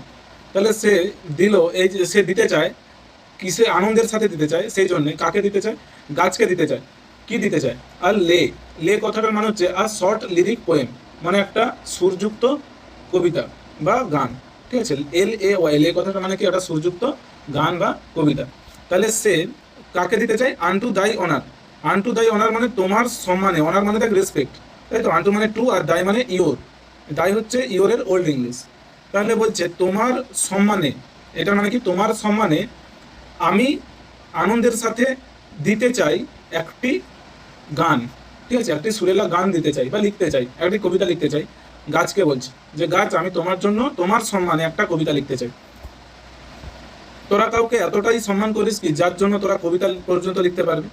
তো সে গাছকে এতটাই সম্মান করে যে সে গাছকে বলছে যে আমি তোমার সম্মানে আমি একটা কবিতা লিখতে চাই, ঠিক আছে, প্রত্যেকটা ওয়ার্ডের মানে আমি বললাম। নেক্সট, বিলাভড অফ দোজ, গাছকে বলছে তুমি তাদের দ্বারা ভালোবাসা পেয়েছো। বিলাভড মানে তুমি ভালোবাসার, অফ দোজ মানে তাদের, হু নাও ইন ব্লেসড স্লিপ যারা এখন শান্তির ঘুমে আছে। ব্লেসড কথাটা মানে ব্লেসড স্লিপ, স্লিপ মানে হচ্ছে পিসফুল স্লিপ মানে শান্তির ঘুম, ঠিক আছে, মানে পিসফুল ডেথ বলতে পারি, যারা মারা গেছে শান্তিতে আছে এখন, তাদের দ্বারা তোমাকে ভালোবাসা হয়েছিল। বুঝতে পারছিস তো? তাহলে গাছকে বলছে যে আমি তোমার জন্য একটা সুরেলা গান বা কবিতা লিখতে চাই তোমার সম্মানে। কেন লিখতে চাই? কারণ তোমাকে ভালোবাসা হয়েছিল, তুমি বিলাভড ছিলে মানে তুমি ভালোবাসার পাত্র ছিলে। কার কাছে? হু নাও ইন ব্লেসড স্লিপ যারা এখন শান্তিতে শান্তিতে মানে ঘুমাচ্ছে বলতে পারো, বা যাদের মৃত্যু হয়ে গেছে, তাই তো? তাহলে এখানে যাদের মৃত্যু হয়ে গেছে মানে সে কাদের কথা বলতে যাচ্ছে? তার ভাই বোনেদের কথা, যে যেসব ভাই বোনেরা আমার কাছে আর নেই, যারা এখন যাদের মৃত্যু ঘটে গেছে, তারা তোমাকে ভালোবাসবে, তাই তুমি আমার কাছে খুবই স্পেশাল, তাই তো? যেমন কোনো একটা তোর প্রিয় মানুষ, তোর সেটা পরিবারের কেউ হতে পারে, তোর কোনো আত্মীয় হতে পারে, সে তোর বা তোর ঠাকুমা দাদু হতে পারে, তোকে প্রচুরই ভালোবাসতো। এবং তোর ঠাকুমা ধর একটা ধর কলসিকে প্রচুর গুছিয়ে রাখতো, ঠিক আছে, সেটা তার প্রিয় ছিল। বা একটা গাছকে সে খুব যত্ন করতো, তোর ঠাকুমা এখন আর নেই, তখন তুই ওই গাছটার প্রতি প্রেম দেখাবি, হ্যাঁ কিনা?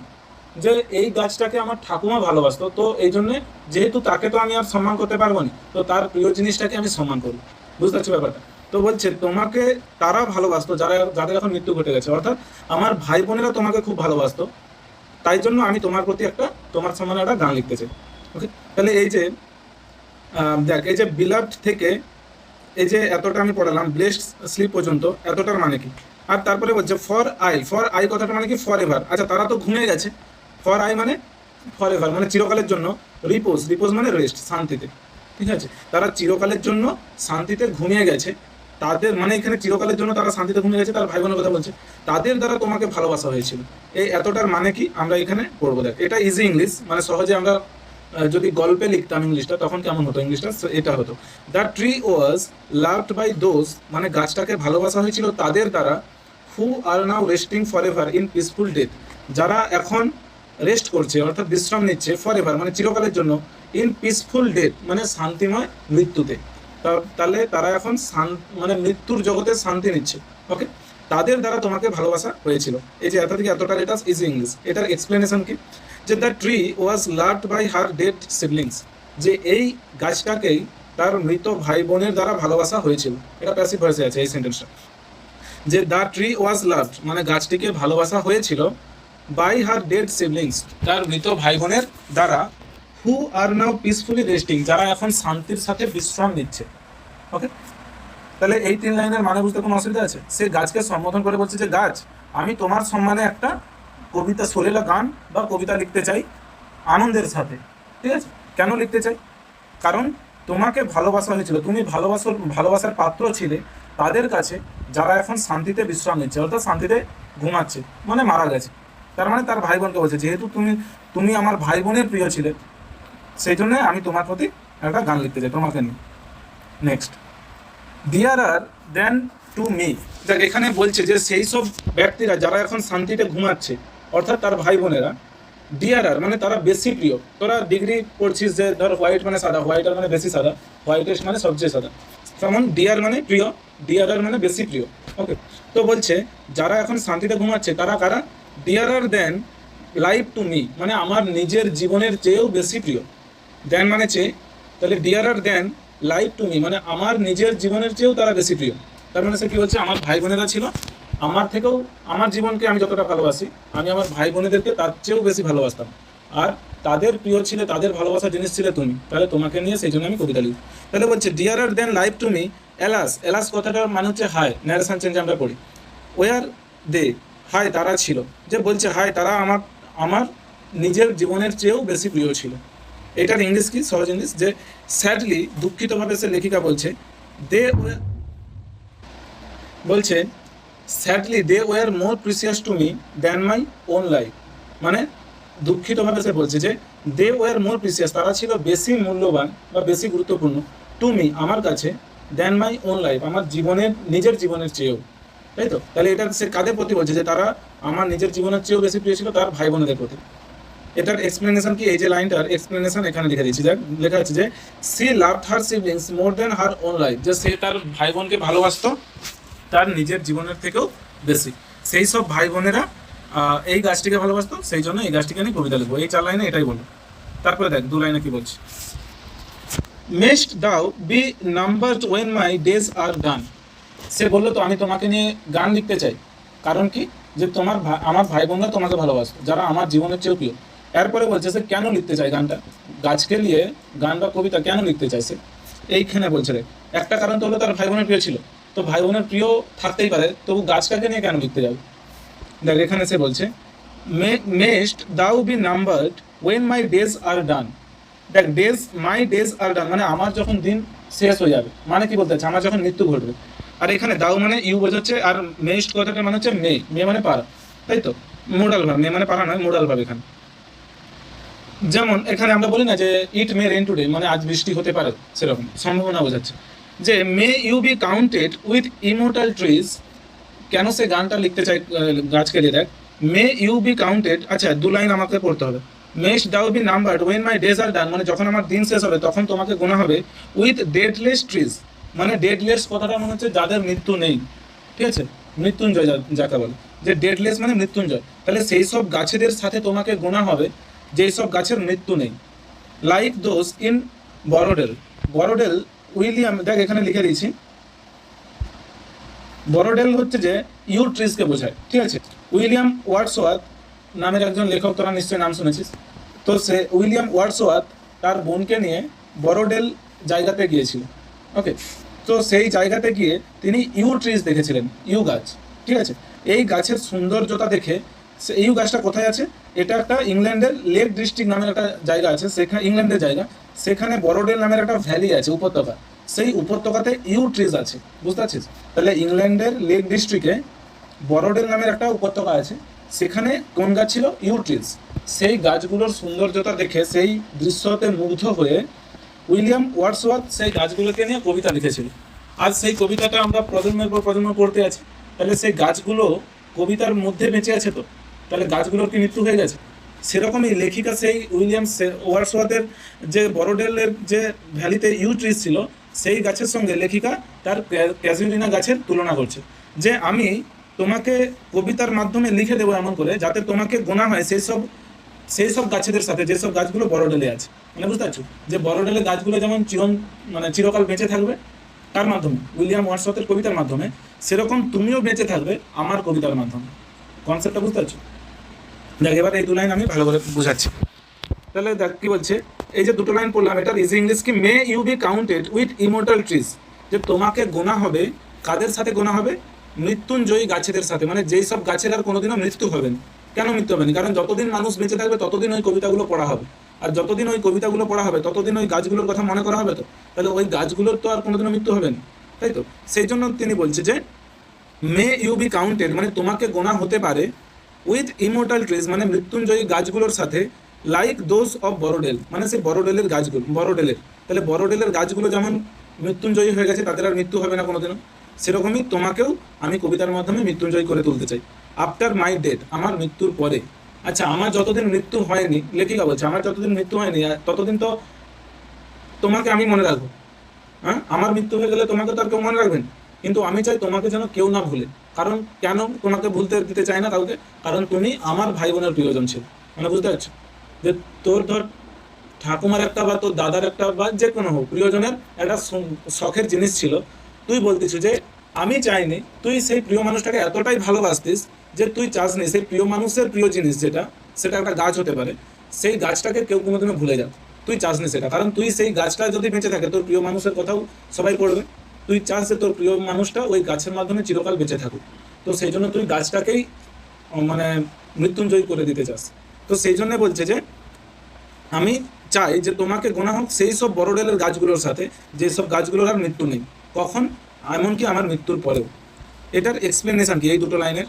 বলছে সি উইসেস মানে সে ইচ্ছে প্রকাশ করছে the Casuarina tree two be remembered for ever, যে ক্যাজুরিনা গাছটাকে স্মরণ করা হবে চিরকালের জন্য। ফর এভার মানে চিরকাল, তাহলে গাছটিকে স্মরণ করা হবে চিরকালের জন্য, অর্থাৎ গেইন মোর্টালিটি, অথবা বলছে এই গাছটি অর্জন করবে ইমোর্টালিটি। ইমোর্টালিটি মানে মৃত্যুঞ্জয়, ঠিক আছে, মানে চিরকাল সে থাকবে আর কি। থ্রু হার পোয়েম, তার কবিতার মাধ্যমে, like the celebrated trees of বড়োডেল, সেই সেলিব্রেটেড মানে সেই বিখ্যাত বড়োডেলের গাছগুলির মতোই, হুইচ বিকেম ইমোর্টাল, যেগুলো মৃত্যুঞ্জয় হয়ে উঠেছিল, by a poem of William Wordsworth, William ওয়ার্ডসওয়ার্থের কবিতার দ্বারা।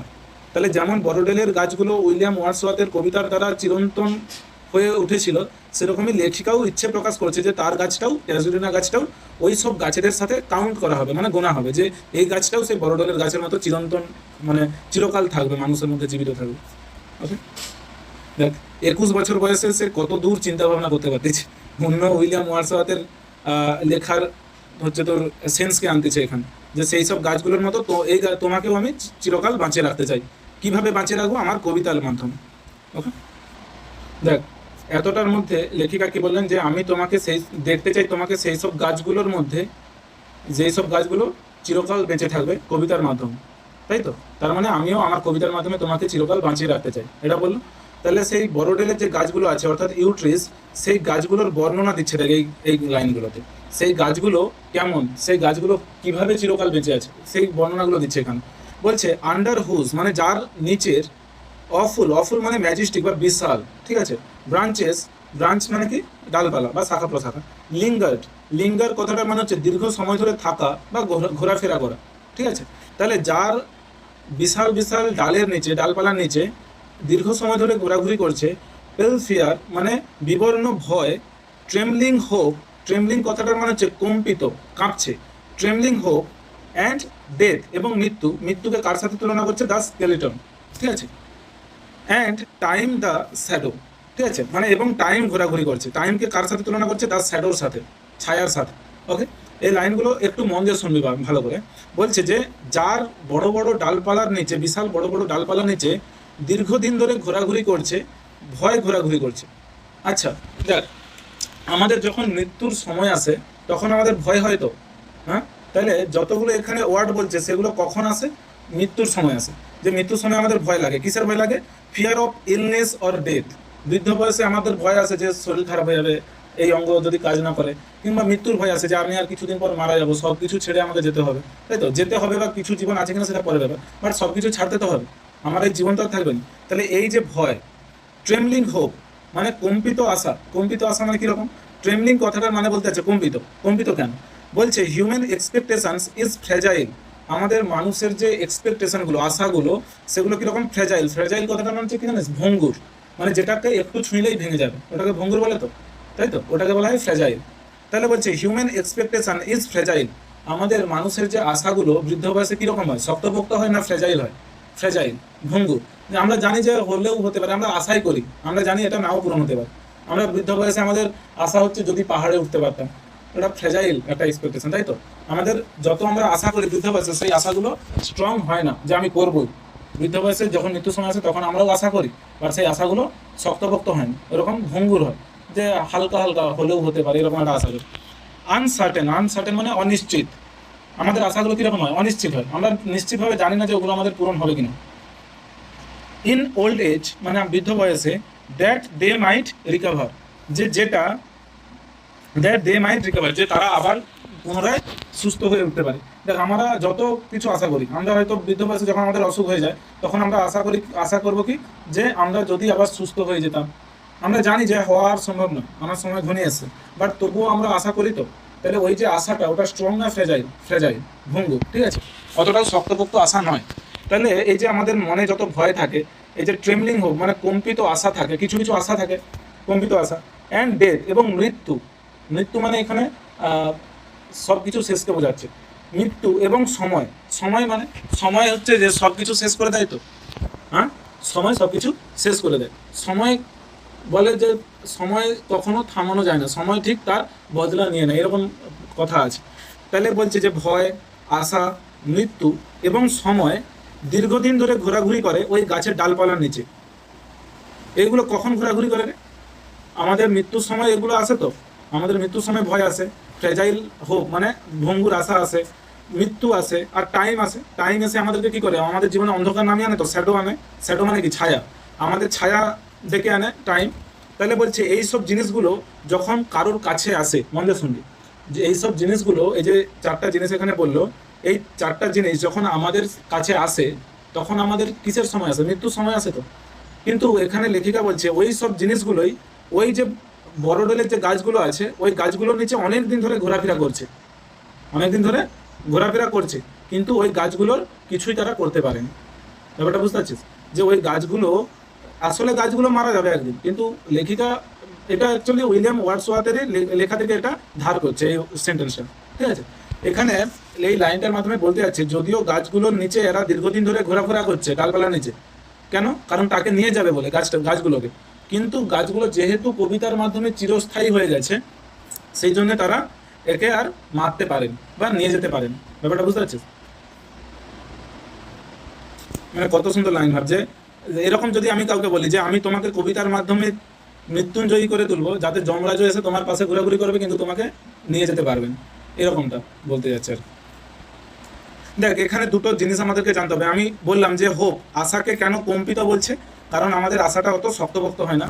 এবার তোদের দিকে বলতে চাচ্ছি আমি, ডেথকে কেন সে স্কেলেটন বললো? স্কেলেটন মানে কি জানিস? কঙ্কাল। মৃত্যুকে কঙ্কাল কেন বললো? এটা একটু জানতে হবে বা বুঝাটা দরকার। দেখ, মৃত্যু আমাদের মানে সে রাজা হোক, রানী হোক, কোনো বিশাল বড় অফিসার হোক, আর একটা ভিখিরি হোক, সবারই একটাই ডেস্টিনেশন, সেটা হচ্ছে মৃত্যু। আর ইউরোপে তাদের যেহেতু কবর দেয়, তো সেইখানে সবার ফাইনাল ডেস্টিনেশন মানে শেষ পরিণতি আমরা যেটা বলতে পারি, সবারই শেষ পরিণতি কি? কঙ্কাল। দেহটা গলে যায় কিন্তু কঙ্কালটা থাকে তো। তাহলে বলছে যে সবারই শেষ পরিণতি হচ্ছে কঙ্কাল হওয়া। অর্থাৎ এখানে কঙ্কালকে, মৃত্যুকে কঙ্কালের সাথে কি করছে? তুলনা করছে। যে আর টাইমকে শ্যাডোর সাথে তুলনা করছে। টাইমকে ছায়ার সাথে কেন তুলনা করছে? দেখ, কারণ হচ্ছে ইট ইজ শ্যাডো বিকজ, এটা টাইমকে ছায়ার সাথে তুলনা করছে কারণ ইভেন্চুয়ালি মানে অবশেষে ইট ডার্কেন্স অল লিভিং থিংস, মানে সমস্ত জীবিত জিনিসকে অন্ধকারে ঢেকে দেয়। কে ঢেকে দেয়? সময়। তাই তো, যতজন আমরা আজকে নড়াচড়া করছি, জীবিত আছে, আমাদের কনসিয়াসনেস আছে, সবাই একদিন মারা যাবে। তাই তো, কে সেটা করবে? টাইম, সময়। তো সময়কে এখানে অন্ধকারের সাথে কেন তুলনা করলো, ছায়ার সাথে কেন তুলনা করলো? কারণ টাইমই হচ্ছে আমাদের জীবনে অন্ধকারকে ডেকে আনে, ঠিক আছে? তো সেই জন্য বলছে এই যে সময় যে আমাদের জীবনে অন্ধকার ডেকে আনে, এই যে মৃত্যু যে আমাদের শেষ পরিণতি আমাদেরকে কঙ্কাল বানিয়ে দেয়, আর হচ্ছে আমাদের কম্পিত যে আশাগুলো, মানে যেই আশাগুলো অতটাও স্ট্রং নয়, আর ফিয়ার, এই জিনিসগুলো কখন আসে? মৃত্যুর সময় আসে, একজন বৃদ্ধ বয়সে আসে একজনের। কিন্তু এই জিনিসগুলো দীর্ঘদিন ধরে গাছের ডালপালা নিচে ঘোরাঘুরি করছে, মানে গাছগুলোকে নিয়ে যাবে বলে, কিন্তু তারা কি করতে পারছে না? তাকে নিয়ে যেতে পারছে না। কারণ কি? কারণ ওই যে গাছগুলোকে উইলিয়াম ওয়ার্ডসওয়ার্থ কি করেছে? তার কবিতার মাধ্যমে ইমর্টাল করে দিয়েছে, অর্থাৎ মৃত্যুঞ্জয় করে দিয়েছে। ওকে, দেখ এতটা, এই যে আমি দেখ এখানে দিয়েছি, এখানে এই লাইনটা পুরোটা, আর এই লাইনটার যে এতটা, এই এতটার মানে হচ্ছে এই এতটাই দিয়েছি, বুঝতে পারছি? দেখ, তাহলে এই লাইনটা মানে এই পুরো লাইন, এই পুরো লাইন আর এই লাইনের হাফ, এই আড়াইটা লাইনের সহজ ইংলিশ একসাথে এখানে দেওয়া আছে। কি বলছি দেখ, under the Majestic branches of those trees, মানে ওই বিশাল বিশাল গাছের ডালপালাগুলোর নিচে, রিমেন্ড fear, hope, death, also time, মানে কারা স্থায়ী হয়ে বসে আছে, অপেক্ষা করছে? ভয়, আশা, ডেথ মানে মৃত্যু, এবং সময়, লাইক আ শ্যাডো, মানে টাইম কীরকম একটা ছায়ার মতো কি করছে? অপেক্ষা করছে তো। অ্যাপিয়ার দেয়ার মানে তারা ওখানে উপস্থিত আছে, বাট দ্য ট্রি রিমেন্ড ইমোর্টাল, তবুও গাছগুলো কীরকম হয়ে আছে? চিরস্থায়ী হয়ে আছে। তাই তো বলছে, অ্যান্ড দো উইক ভার্স, বলছে যদিও আমার এই যে ভার্স কথাটা মানে কবিতা বলতে পারিস, ঠিক আছে? তাহলে আমার যদিও এই কবিতাটা উইক কথাটার মানে কি? দুর্বল। তোরা সপ্তাহ ইংলিশে উইক হয়তো, সেই উইক বানান কি? WEEK, ওকে? আর এই WEAK, এই উইক মানে দুর্বল। তাহলে বলছে যদিও আমার কবিতাটা হয় দুর্বল, তার মানে সে বলছে যে যদিও আমার কবিতা উইলিয়াম ওয়ার্ডসওয়ার্থের কবিতার মতো অত স্ট্রং নয়, তাই তো। অ্যান্ড আচ্ছা, দ্যাট উড দাই বিউটি ফেন, ও ফেন রিহার্স, এই লাইনটার মানে কি? হুইচ গ্ল্যাডলি উইসেস, মানে যেই কবিতাটা আনন্দের সাথে ইচ্ছে প্রকাশ করছে, টু ডেসক্রাইব ইয়োর বিউটি, তোমার সৌন্দর্যতাকে বর্ণনা করার জন্য, এগেন অ্যান্ড এগেন, বারবার। তাহলে সে বলছে যে যদিও আমার কবিতাটা অত মহান নয় উইলিয়াম ওয়ার্ডসওয়ার্থের মতো, তবুও আমি যতটা সম্ভব চেষ্টা করছি তোমার সৌন্দর্যতাকে বর্ণনা করতে আমার এই কবিতার মাধ্যমে। মে লাভ ডিফেন্ড দি, মে মানে বলছে মে লাভ ডিফেন্ড দি, মানে বলে না এরকম মে গড ব্লেস ইউ, মানে ভগবান তোমাকে আশীর্বাদ করুন, সেরকম মে লাভ ডিফেন্ড দি, দি মানে ইউ, ঠিক আছে। তাহলে লাভ মানে ভালোবাসা তোমাকে আটকাক, ডিফেন্ড মানে কি, বাইরের সমস্ত বিপদ থেকে আটকান। তাহলে বলছে তোমাকে আমার ভালোবাসা তোমাকে সমস্ত বাইরের বিপদ থেকে বাঁচাক, ফ্রম অবলিভিয়ন্স কার্স, কিসের থেকে বাঁচাবে সে, তার ভালোবাসা, ফ্রম মানে থেকে, অবলিভিয়ন্স কার্স, অবলিভিয়ন কথাটা মানে হচ্ছে কমপ্লিট ফরগেটফুলনেস, মানে সম্পূর্ণরূপে ভুলে যাওয়া, সম্পূর্ণরূপে ভুলে যাওয়া, এটাকে বলছে অবলিভিয়ন। আর কার্স মানে অভিশাপ। তাহলে বলছে সম্পূর্ণরূপে ভুলে যাওয়ার যে অভিশাপ থেকে তোমাকে বাঁচাক আমার ভালোবাসা, মানে বুঝতে পারছো, তার মানে সম্পূর্ণরূপে কাউকে ভুলে যাওয়াটাকে এটা লেখিকা অভিশাপ বলে মানতেছে। তো বলছে সম্পূর্ণরূপে ভুলে যাওয়ার যে অভিশাপ থেকে তোমাকে বাঁচিয়ে রাখুক, কে বাঁচিয়ে রাখবে, আমার ভালোবাসা, ঠিক আছে। কিভাবে বাঁচিয়ে রাখবে, আমার কবিতার মাধ্যমে আমি বাঁচিয়ে রাখতে চাই। তারপরে এইটার সহজ ইংলিশ কি, মে লাভ প্রোটেক্ট ইউ, মানে ভালোবাসা আমার তোমাকে বাঁচাক বা তোমাকে রক্ষা করুক, ফ্রম বিইং ফরগেটেন ফরএভার, চিরকাল ভুলে যাওয়ার থেকে, মানে চিরকাল যাতে তোমাকে মানুষ ভুলে না যায় সেই জন্য আমি তোমাকে ভালোবেসে একটা কবিতা লিখতে চাই। এটার এক্সপ্লেনেশন কি, she hopes that her poem will keep the tree alive, সে আশা করছে যে তার এই কবিতা এই গাছটিকে চিরকাল অ্যালাইভ মানে জীবন্ত করে রাখবে, in people's memories for ever, মানুষের স্মৃতিতে চিরকালের জন্য। পিপলস মেমোরি মানে মানুষের স্মৃতি, আর ফরএভার মানে চিরকাল। তাহলে মানুষের স্মৃতিতে চিরকালের জন্য তাকে জীবিত করে রাখবে তার এই কবিতাটা, তার এই ভালোবাসা কাকে জীবিত করে রাখবে, ওই গাছটিকে। ওকে।